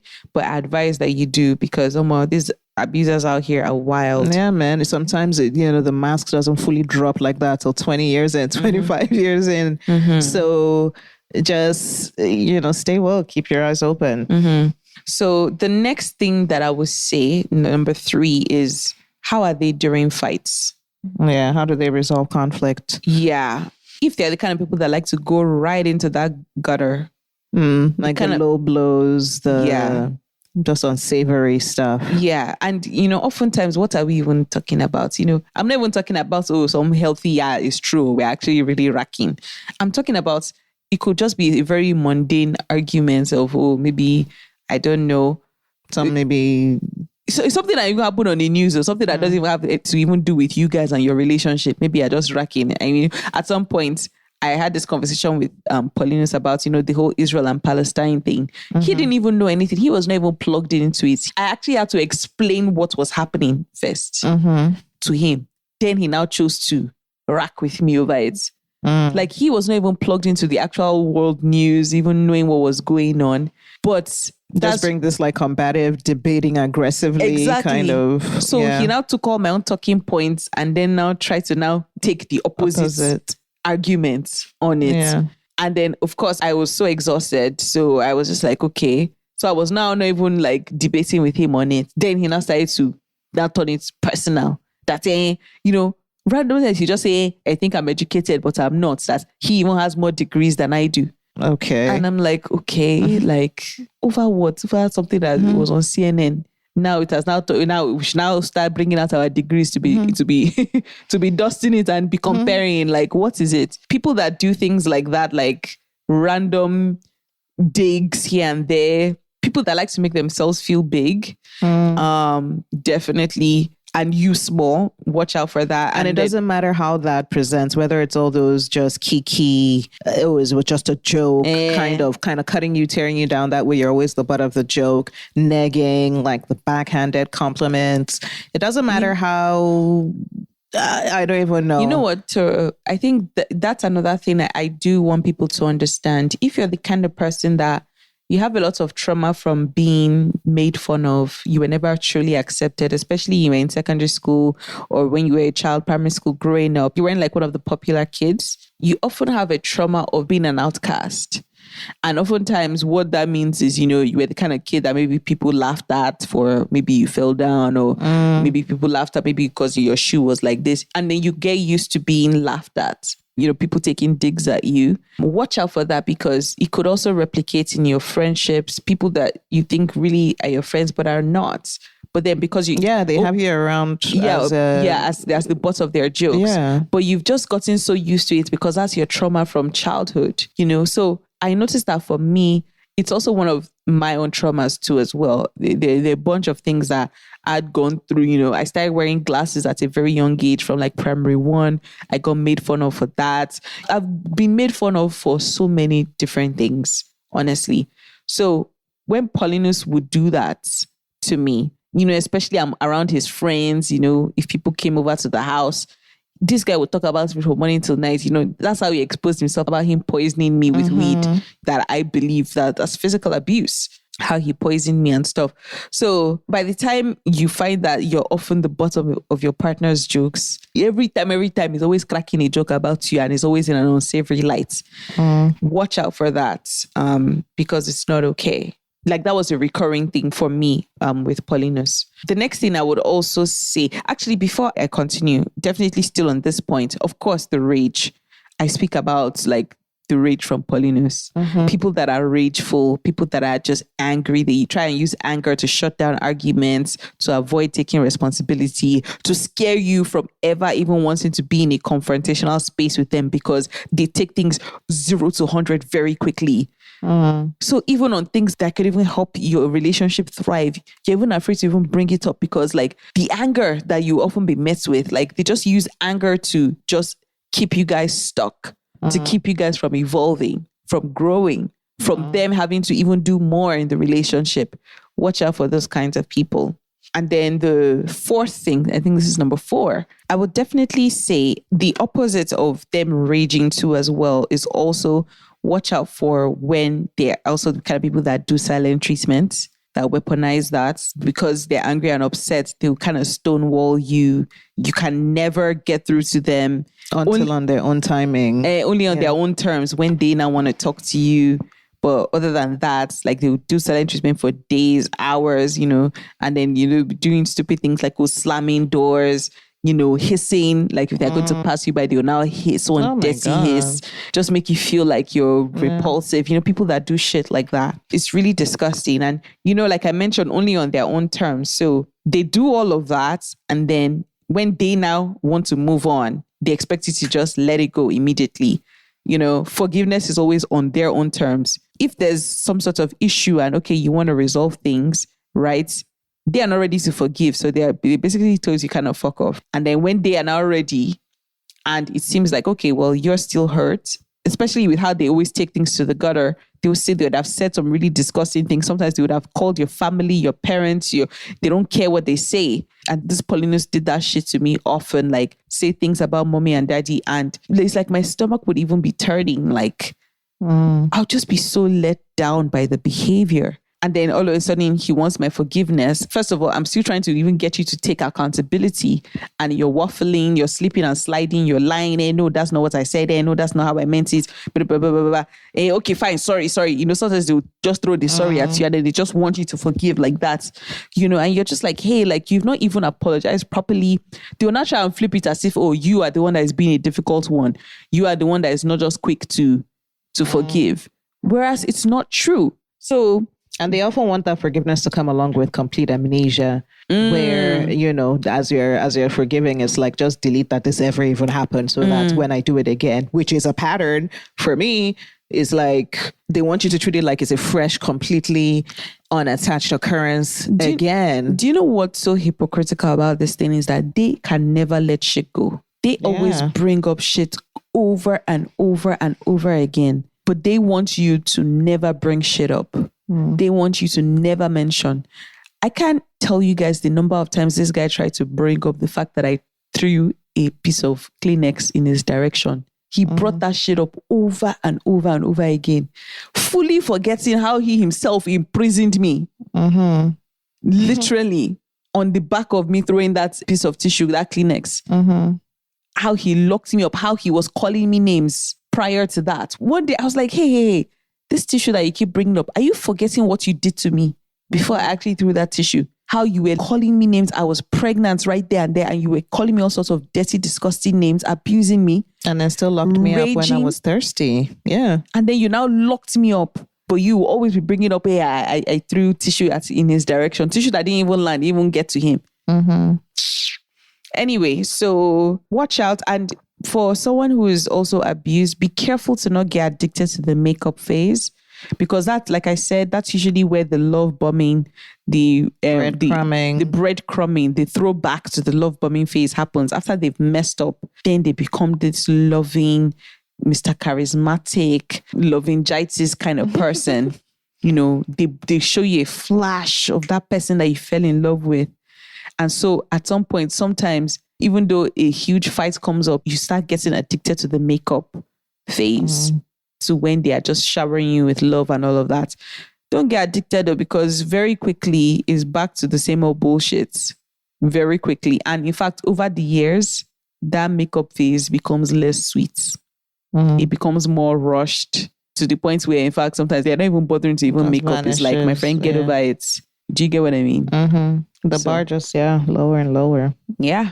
I think the next thing, number 4, is look out for their family dynamic. And I think we already spoke about it for like the first almost 1 hour of this episode, is watch out for how their family dynamic is. Don't dismiss the toxicity that you experience, that you witness from their family. Because that's what shaped them. That's what created them. Exactly. And, don't think that, maybe their family is toxic, but they themselves, they're okay. Or vice versa, that, this individual is toxic, but the family is okay. No, usually if somebody is that toxic, that family is deeply, deeply, deeply problematic. Don't dismiss it. And if it's that it is the family that seems problematic and the person doesn't, don't dismiss it, because unless that person is consistently working on themselves in deep therapy, they have self-awareness, or they're aware of their blind spots, they're aware of their weaknesses. You can see this person is doing serious work. Don't dismiss it. Don't think that, the family is a problem, but I think this person is okay, because there's a lot that when you grow up in a toxic environment, it seeps into your spirit. It seeps into like who you are that people are not even aware of. Okay, and you come in there and you think that, but this person doesn't seem problematic to me. Watch out. Honestly, anybody that turns their nose up at therapy, that isn't actively taking care of their mental health, you have no business being booed up with such a person. I promise you, there's breakfast being involved in that kind of dynamic. Lunch and supper too. Yeah. And, like I said, for the most part, people will be cut from the same cloth. So don't dismiss it. I think the 5th thing I will mention is you have to be in touch with your nervous system. And by nervous system, I mean with your gut, your instinct, like the butterflies in your belly. Like, you have to be in touch with who you are. You have to know thyself, know everything, know what activates, like what puts your stomach in knots. If someone shouts, like, how do you react to that? Watch how you react to things and see how, if your fight or flight response is activated. Like if you feel like you want to run away, you want to avoid, you want to suppress, like you just want it to be over, watch how your nervous system reacts to people and reacts to situations and reacts to things. If you're constantly being triggered, watch out. Another thing that people don't know, when you feel butterflies, movies, social media, whatever, pop culture, they have sold us this lie that butterflies are actually a good thing. I want you guys to Google it. Butterflies, good or bad, or, nervous system activation or things like that. Google what do butterflies actually mean. Guys, you will not believe that butterflies are actually a warning sign. They are not a sign that, this is so good, he's my soulmate. It's actually a warning sign. It's your nervous system activated. blaring. When there's an emergency yeah. and like red lights flashing, sirens. That's just sirens going off in your body, because for you, there are certain blind spots, there are certain traumas that are being activated, that this person is activating in you. Sometimes you might not even know, nothing may have even happened, but maybe even their energy, their aura is activating your fight or flight response. That's the butterflies. Watch out. Honestly, I believe it's a serious problem for you. Be very, very careful there. Like, investigate. If you really feel like, but this person is my soulmate, then honestly, open your eyes wide and just be observing, be observant, be watching out, be trying to find out the reason for your butterflies. And I promise you'll get to the bottom of it, and you will see that, oh my God, this is actually a warning sign. These are actually red flags. This is actually not a good thing. So with your relationship with Paulinus, in hindsight, can you remember moments of butterflies?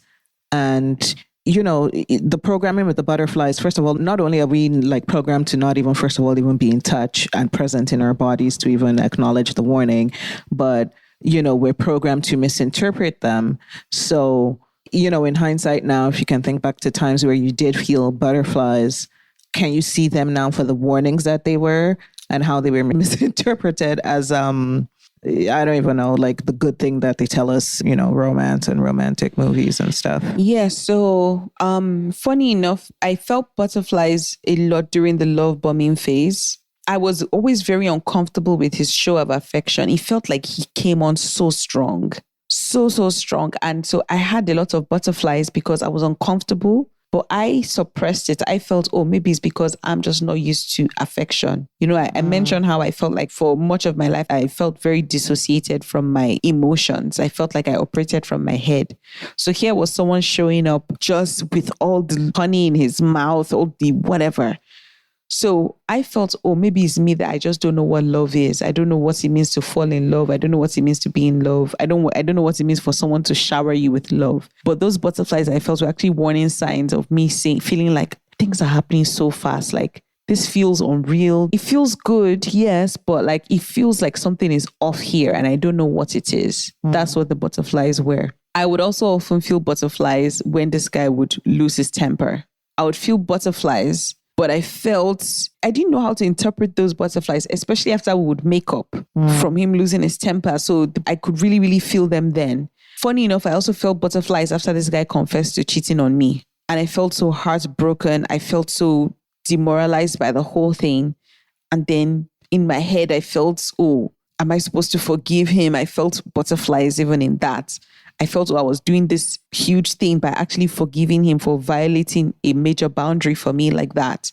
So I felt butterflies. So I felt butterflies in very key times in our relationship. And a lot of the time, I couldn't quite interpret them. So I felt, maybe I'm supposed to press on in the relationship. The fact that I still feel, because I felt, maybe I still feel love or I still feel affection for this person. So let me press on. I didn't know that it was my system trying to tell me, run away. No, this is the end. Like, leave. This person is not it for you. And, in addition, I will also say that be very careful when it feels like your butterflies are stemming again from that love bombing phase.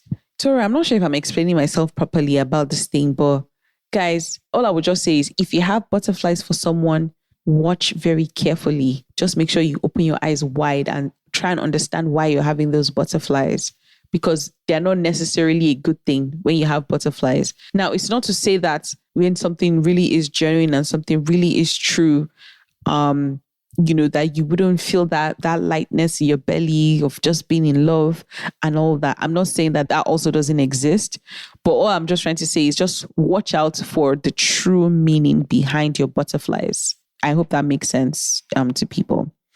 So I think this is number 6 now. I think I already said it. Like, is your nervous system activated around the person? Which is basically check to see, like, if you're with someone and you don't feel seen, you don't feel safe, you don't feel heard, you don't feel loved. Let me just tell you right now, you are in the wrong place. And I don't mean, you sometimes feel safe. You sometimes feel seen. You sometimes feel heard. You sometimes feel loved. There's no sometimes when it comes to love. There's no sometimes when it comes to being in a place that you're supposed to be. if that energy is not consistent, even in times where things are tough, there's no reason why you should be feeling unsafe with your partner. At no point in time should you ever feel unsafe with your partner. Even when you guys may be in a challenging place in your relationship, there's no reason why you should ever feel unloved. There's no reason why you should not feel seen. I can disagree with my partner, but ultimately, I should never feel unseen. I should still feel like he understands my point of view.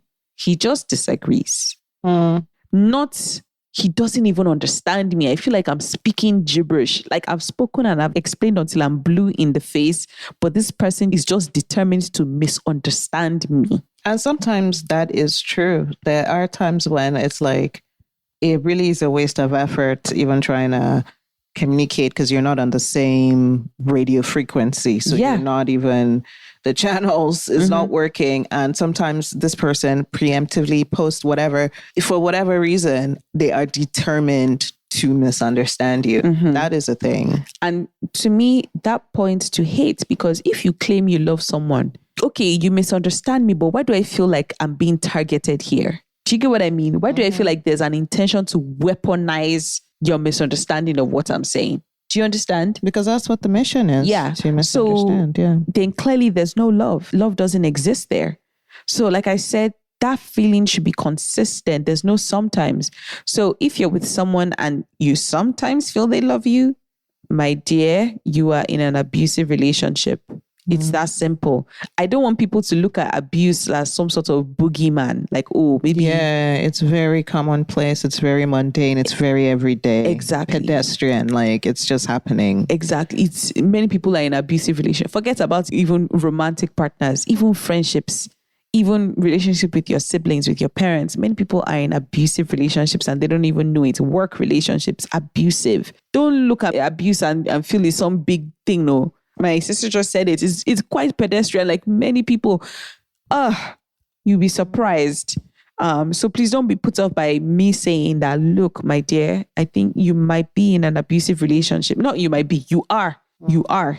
If sometimes you feel unsafe, then also watch out about your boundaries. Can you even safely have boundaries around this person? Okay, if you not even manage to have the boundaries, do they ever respect them?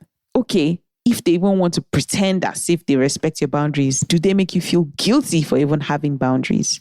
These are things you need to watch out for. You know, I remember just even very clearly just me saying the whole, like, to be honest, this whole infidelity thing, I don't want no parts. In fact, forget infidelity, that one is even going too far. Just even when we were dating and I was like, look, I don't want to have sex until we get married and all of that. And he first of all pretended like he was on the same page. Then he started to push me further and further past my boundaries. Then he started to make me feel bad for having boundaries. That, what's the big deal self? And everything that, he's only asking for nudes. He's only asking for this. Okay, fine, we're not having sex, but why can't we do all these other things? Then he now even weaponized this. When he now cheated on me, he now tried to now flip it back on me that it's because, of course, he was saying this in a very humble manner, but I still heard the point that I have needs. Meeting I have needs now. That's, me, I was having sex before, so I can't really expect him to not have sex and all that. That's me too, I can do a little more. Maybe if I can satisfy him more, we don't have to have sex, so, but maybe if I can do a little bit more, then maybe he won't have to go outside. Yeah, basically. It's like anytime you put up a boundary, it's like they make it their challenge to see how they can immediately start chipping away at it. So watch out for that. If you can't even decide something for your life and have somebody else respect it, then that's definitely a problem. The next thing, what number is this? 7? I think so, yeah. Look out for how you're being devalued by this person. I already mentioned the negging. Are you often the butt of their jokes? I'm not just talking about lighthearted banter here, guys. I'm talking about sometimes they will say some really malicious things, but then they will try and hide it under jokes. Sometimes to you, sometimes it's even behind your back. I was so surprised when I discovered how much this guy spoke behind my back to people. My name was constantly in this guy's mouth to people. Wow. He was constantly talking behind my back to people. But then he will now do as if, number one, he's joking, he'll be negging behind my back. Sometimes he'll do as if, he's just concerned for me and he's opening up to people. Do you get what I mean? Very slimy and disgusting. Then, of course, I mentioned how this guy cheated on me the entire time when we were dating. Also, when we were married too. Like, when people just disrespect you like that, like, when people disrespect you to your face behind your back, please just take it for what it is. When someone shows you who they are, don't allow good times, the equity of good times, muddy the waters for you so that you can't even call shit out exactly how it is. However someone treats you, just take it as is. Please, guys, save yourselves.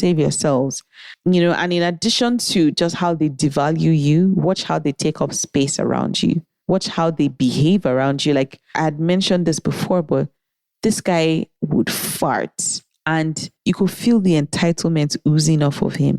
Like he's a human being. We're married. Like I'm not going to tell you not to fart, you know, around me. Like, come on, or whatever. Like, I mean, we're married. That's the whole point of whatever, you know.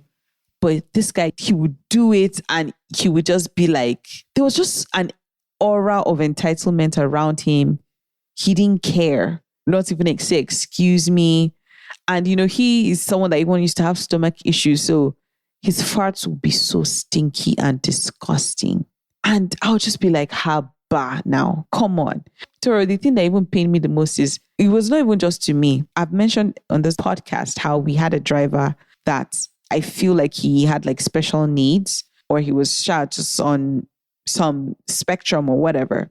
So this guy told me how he farted. Forget the fact that this guy has been masturbating in the car. Oh my God. With this driver, just taking up space like that. Then he told me how he farted and, you know, the car was so stinky because that day I think he had really bad stomach issues. So he farted and he said it was so bad. And he said the driver tried to wind down, that he shouted at that, my friend, will you wind up? Oh, and everything. And the comments he passed off that, maybe he's paying him, that's what he's paying him for. That how dare he wind down and everything. So the driver had to smell it like that. So he's weaponizing it then. It's not even just taking up space. This is abuse. What? Again, it's just how they try and devalue you and tell you that you're beneath them. Mm-hmm. In their minds, to you, they're beneath them, you know. I mentioned again how, you know, the guy would take massive dumps and not clean his ass. And he'll be walking around our room for hours. Or be leaving it, not flush it and be leaving it for you. Like, exactly, leaving huge dumps in the toilet. You pee all over the seats. Like, the seats will always be so disgusting. Hair everywhere. Like, he was just such a slob and he was disgusting. And in his mind, like, I'm supposed to clean it up. Which, I mean, I can't deny I had to. I was cleaning it up. But it's like, if that entitlement, you know, that's how they devalue you. They're trying to put you in your place in their minds, like you're beneath me. To them, that's what they're communicating to you when they take up space like that and just don't care. Maybe they will burp and just like bleh, and can't even say excuse me, you know, things like that. It's rubbish. And I think the eighth one, guys, honestly, I think, and I'm speaking to women specifically on this issue, don't let the world shame you. If number 8 is, if you're not attracted to the person, if the person doesn't do it for you. Physically, we're talking your own physical, your spec, as Nigerians say. If the person physically is not attractive to you, don't beat yourself up. Don't believe the hype that there's something wrong with you and you're just being superficial and one thing. It's a lie. Because all these men, they are always out here with their own long laundry list of spec. For me, it's always so surprising when I see couples and you see the girl so beautiful and you see the ogre of a guy and you're just or even the vocal ones, especially like on social media, the ones that will like make all this disparaging comments on like women's like pictures or be comparing like women that are completely out of their league, be talking about them as if hey, I'm the one rejecting you, I'm the one declining you. Like, bitch, you could never. Yeah. Like, I mean, look at this. And then you look at them and you're like, you're a toad. Yeah, like look at look at this Paulinus now with all the rubbish this guy's had to say about my looks and my appearance. Ciao. Like, my God, guys, like, I'm not trying to be shady here because I Kuku married him. I didn't care, but I'm here to tell you guys, you care. You must care. Because no, when you're the kind of girl that doesn't care, then it leaves room for the disrespect now. That's so, because I managed to overlook this, your face, as it is. That is why I'm now here chopping insults now. And on top of it all. I'm now chopping insults. No, girls, please, have you to have your own laundry list of specs. And don't settle for anything less. These men are not worth it. Forget it. Let me just tell you now, don't feel bad for being attracted to what you like. And if the guy doesn't meet it, Sarah to him, okay?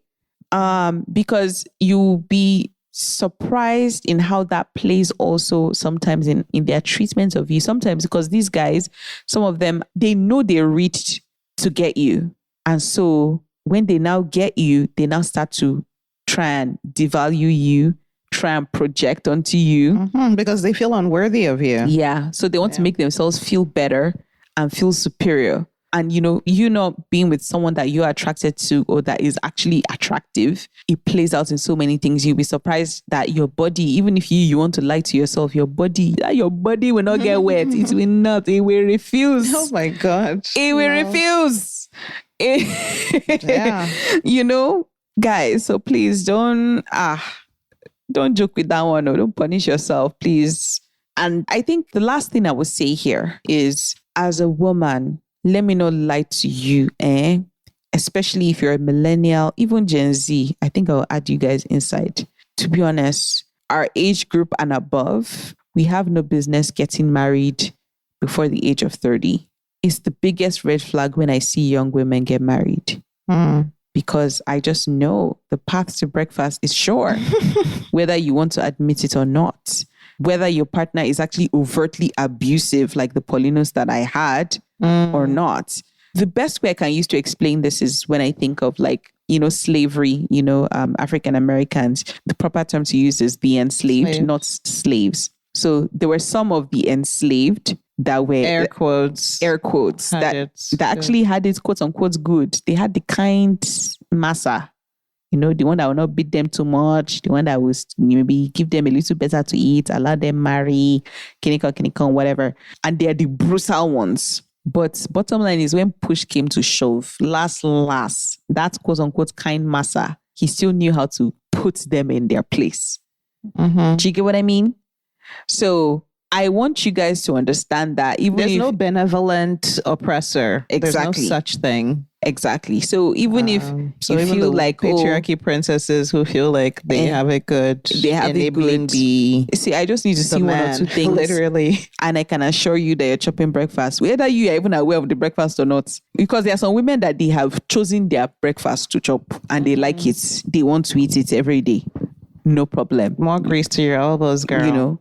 But me, I'm just here speaking to women that want to have something beautiful for themselves, people that want to have something fulfilling.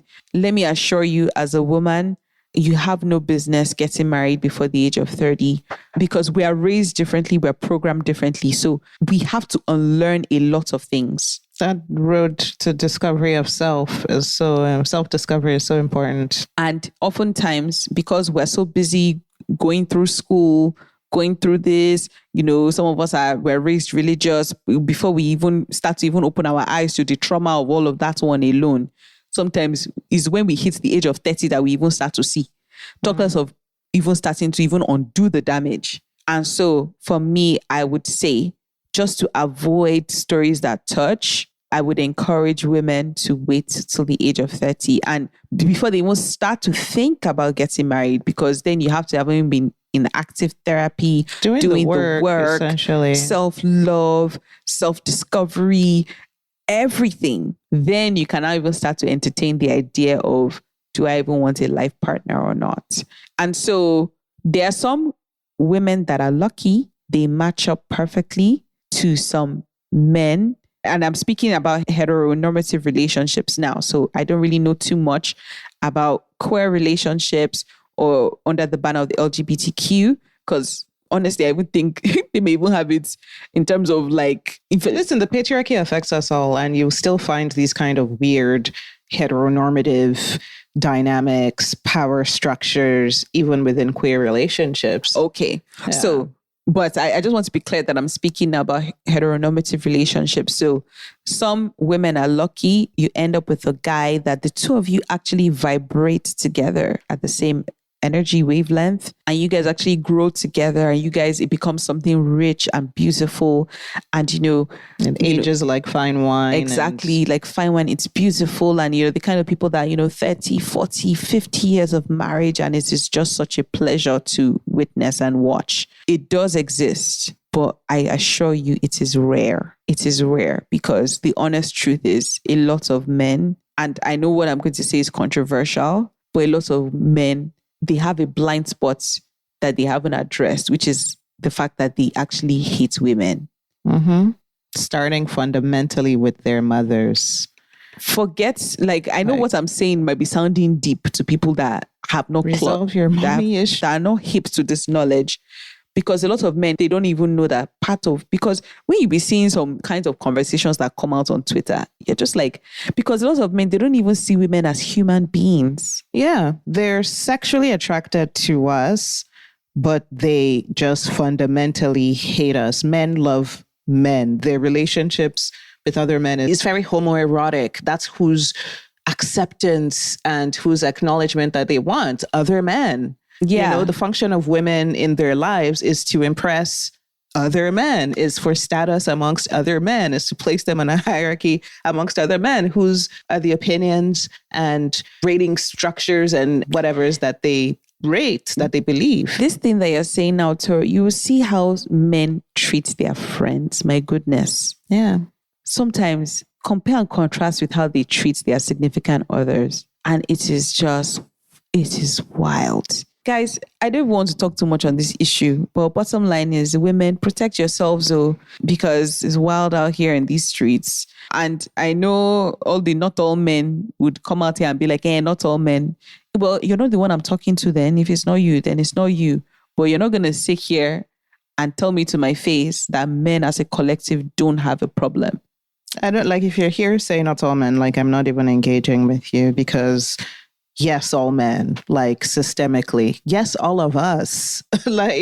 Bro, this is not about individual blame. And I think the final thing I would actually now say under this 9th point, which is, not getting married until you're in your 30s, is you also have to have a strong support system around you that can never be alienated from you. And the kind of friendships, family, the kinds of people that when you bring someone and you're saying this person is my partner, the kind of people that can give you their honest opinion and you would listen. The kind of people that can further investigate some of your own blind spots, And again, like I said, that they cannot be isolated from you. And in fact, if you sense that your partner is actually trying to isolate them from you, it comes from saying some weird comment here and there that, hey, your mom did this, almost trying to put people that you love in a negative light. They start off very carefully. It can be an off comment here. It can be this and that. Over time, it becomes full on just saying shit about people that you love. Watch out.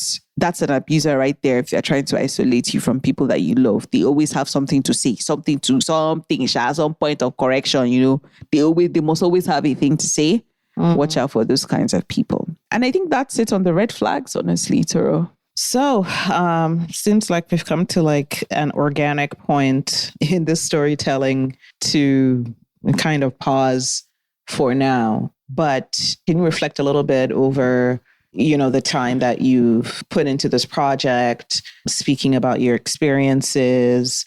Tell me a little bit about your why at the beginning when you set out, if it also still remains the same, even now kind of at sort of a conclusion point, or if your why has even expanded since when you started out.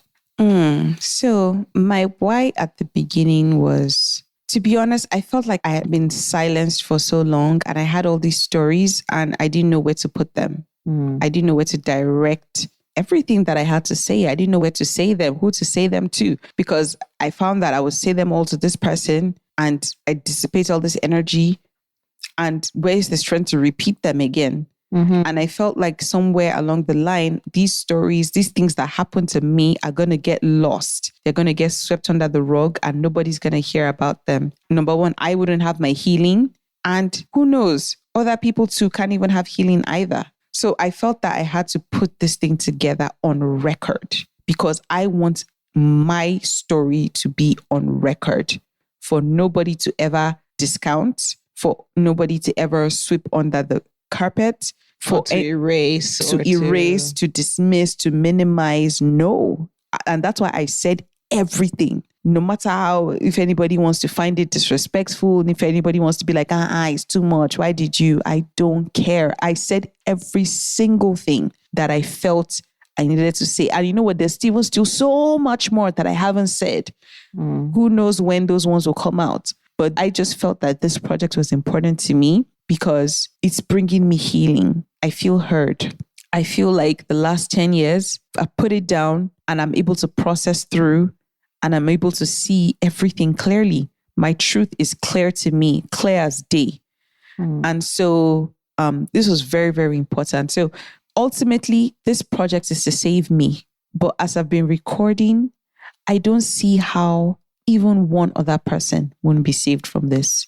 And even if it's just one person, honestly, Toro, I would be satisfied if I can save just one person. I know it sounds cliche to say, but this thing that I went through, Toro, I don't wish this on another soul. It is so unfair. It is so painful. I don't wish this hurt on anybody. And so if my story can help other people, I will gladly open myself. I've said some things on here that to me, I'm actually very embarrassed by them. I'm very embarrassed, but I don't care. I had to. And so I did. So that's my why. And of course, how I started off with this project, with this podcast. I didn't know that this is how it would be, but I'm glad. And I think the initial purpose has been fulfilled and I'm quite pleased. I'm quite pleased. That makes sense. I feel like you're saying, first and foremost, you're retaking ownership of your voice, of your narrative, of your history, of your story, of your life. After having been feeling silenced for so long, you're doing this. This is part of your healing personally.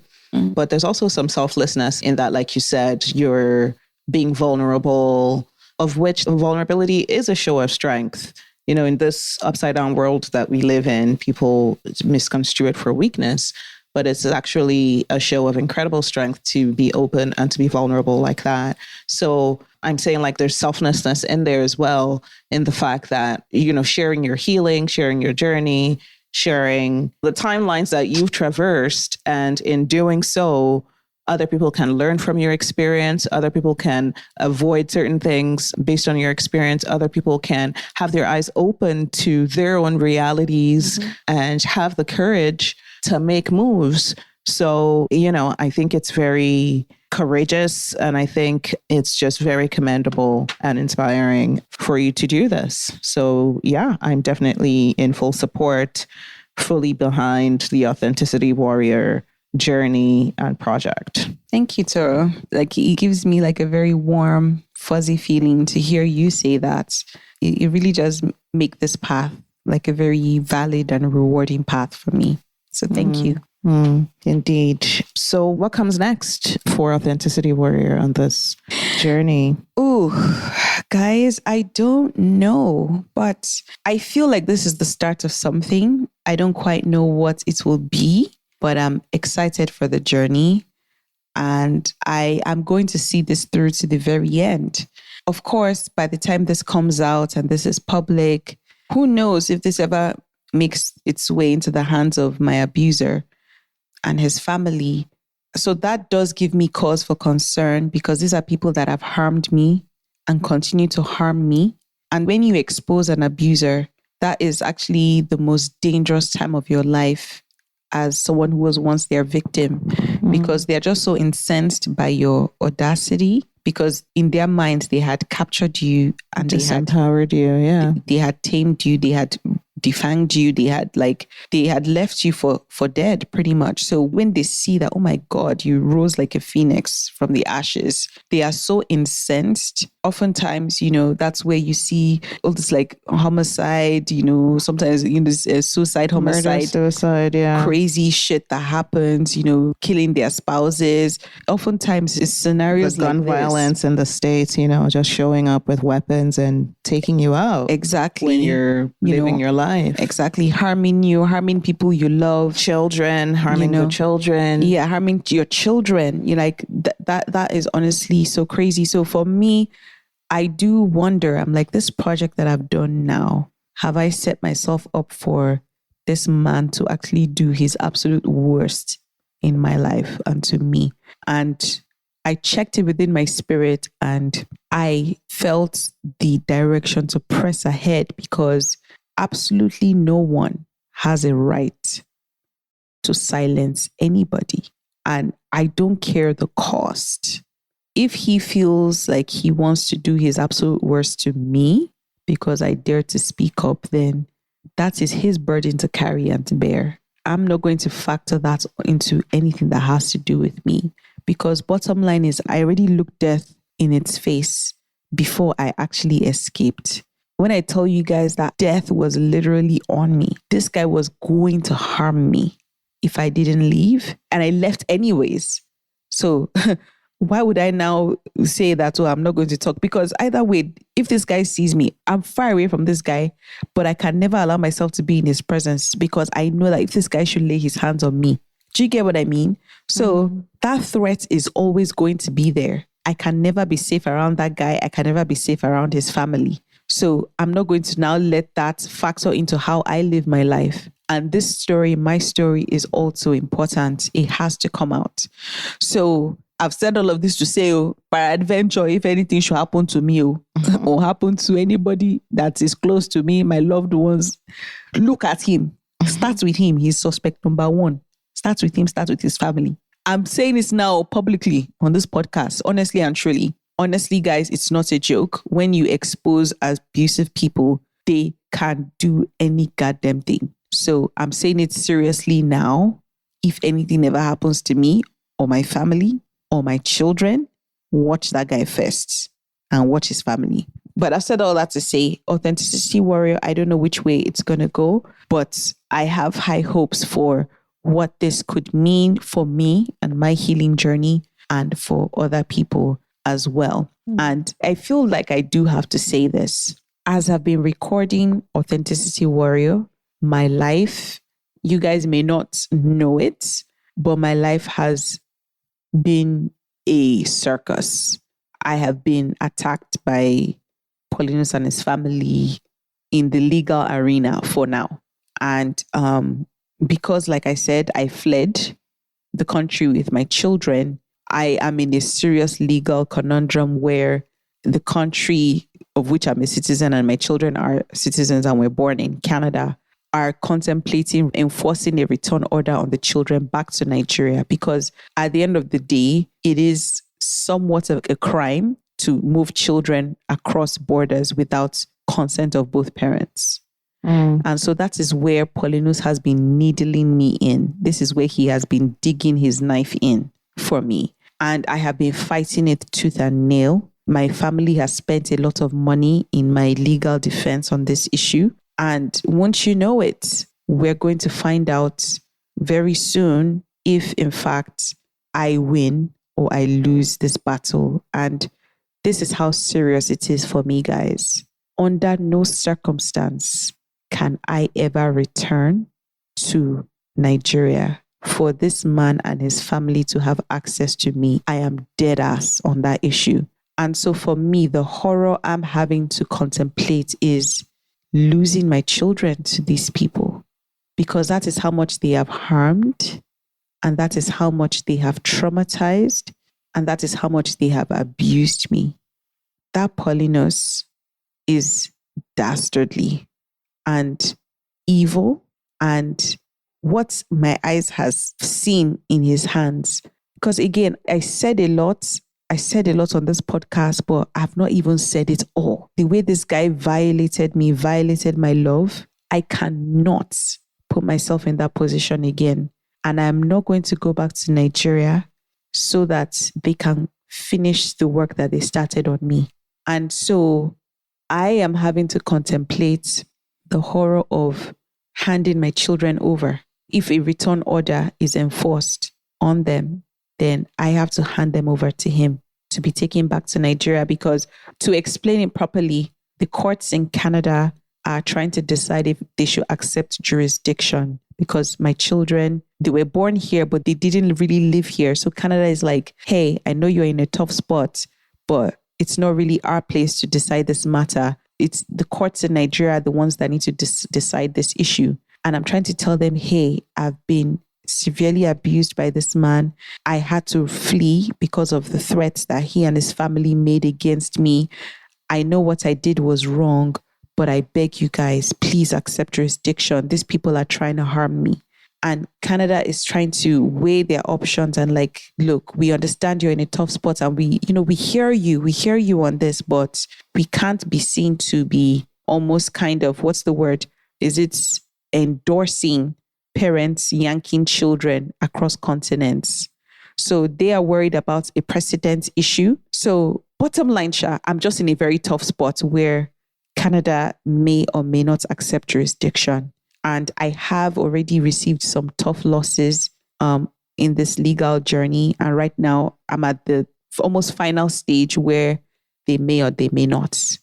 And so that's where I'm at. And by the time you are hearing this podcast, I don't even know what the outcome would be. It is my desire, it is my prayer that they will accept jurisdiction. But I guess that's something that the audience will have to find out in a later project or later on in the future, what Canada ultimately decided and what my life might possibly then look like if I will be treading this path without my children with me. Wow. Thank you for sharing, for giving that update and painting the picture, the snapshot in time where we are at with this. And, as you're speaking there is just, I'm right here living it with you as well. But again, it's just another reminder of what the stakes are. The stakes are incredibly high and have been ever since you left. So again, with this whole thing, it's not just working up the strength to leave, actually leaving, surviving materially and physically post leaving, but also like dealing with what feels like life or death stakes. The thought of a mother being separated from her 3 children, one, an infant, like not even a year old, where it is like, it's a boundary that you've drawn for yourself, for your safety, for your sanity, that you're not going back no matter what. So, I'm right here with you, just praying for the best, hoping the universe and the ancestors come through, and hoping that the next time, if there's a next time where we're around together like this, either talking about this or addressing the audience, that, it'll be good news and good updates that we're bringing, and that you will be sharing your life with your children going forward. I was getting a bit emotional when I was speaking, but I find that again, I've had to revert to almost like dissociating from my emotions on this, because what I'm going through is truly quite heinous, if I'm being very honest. Because for me, what has just been most painful is just the lies that these people have spun, both in Nigeria and in Canada, and how they've tried to make me look, how they've tried to portray me. I already said about everything that this guy wrote in his filings in Nigeria. And while I was able to submit them here in Canada, and even, in fact, that's why they've even been expediting the process, because they're just like, wow, this is some crazy stuff that's going on here. But the bottom line is they can't even fully get into those issues because there's this thing of jurisdiction. And for people who are lawyers, courts don't like to joke with jurisdiction. They don't want to even get in too much into the live issues until the issue of jurisdiction is resolved. And so for me, it feels so painful that this guy could devastate me in such a way on legal technicalities. Do you get what I mean? Because he knows who he is. He knows what he is. And I have not said a lie. And not only does he know who he is, his family knows who he is. And that's what makes all of them as a group repulsive to me. I want to throw up when I think about them. They are disgusting, all of them. And so I would never give them the satisfaction of thinking they can ever access me again. And that's tough as a mother. That's tough. I look at my baby doesn't deserve this. My children don't. But these people are willing to do that. For what? So, it is what it is. And I'm just choosing to trust in the God that I serve to finish the work he started. But I promise you guys one thing, I will be just fine. no matter the outcome. I will be well. I will live well. My life will be beautiful and all will be well. Thanks, guys. Asha. All right, guys. So that's it for Authenticity Warrior. For now, we're going to be signing out. This was Toro. It's been a pleasure. Yeah. And this was Bebe. It's been a pleasure opening up my life to you guys and bringing you along this journey. And thank you, Toro. Honestly, the way you've anchored this thing, you're the sauce. Honestly, you've been the sauce of this podcast. So thank you so much for doing this for me and for guiding me through my thoughts, through my stories. I'm so proud of us, and I'm proud of you guys too for listening all the way to the end and journeying with us. Healing with us, learning with us, growing with us. Yeah, So well done, everybody. Take care. Love you guys. All right. Bye. My discernment about what I am facing has made me a target, but I must nonetheless speak up. Make no mistake, this is still a live and ongoing issue, and myself, my children, and loved ones continue to be in danger as a result of my coming forward with the truth. I want it on record that should any calamity befall any one of us, my abuser and his threatening family should be the first people held as persons of interest. Authenticity Warrior is available everywhere you listen to podcasts and is at Authenticity Warrior across all social media platforms. Please feel free to like and share this podcast. Thanks for listening.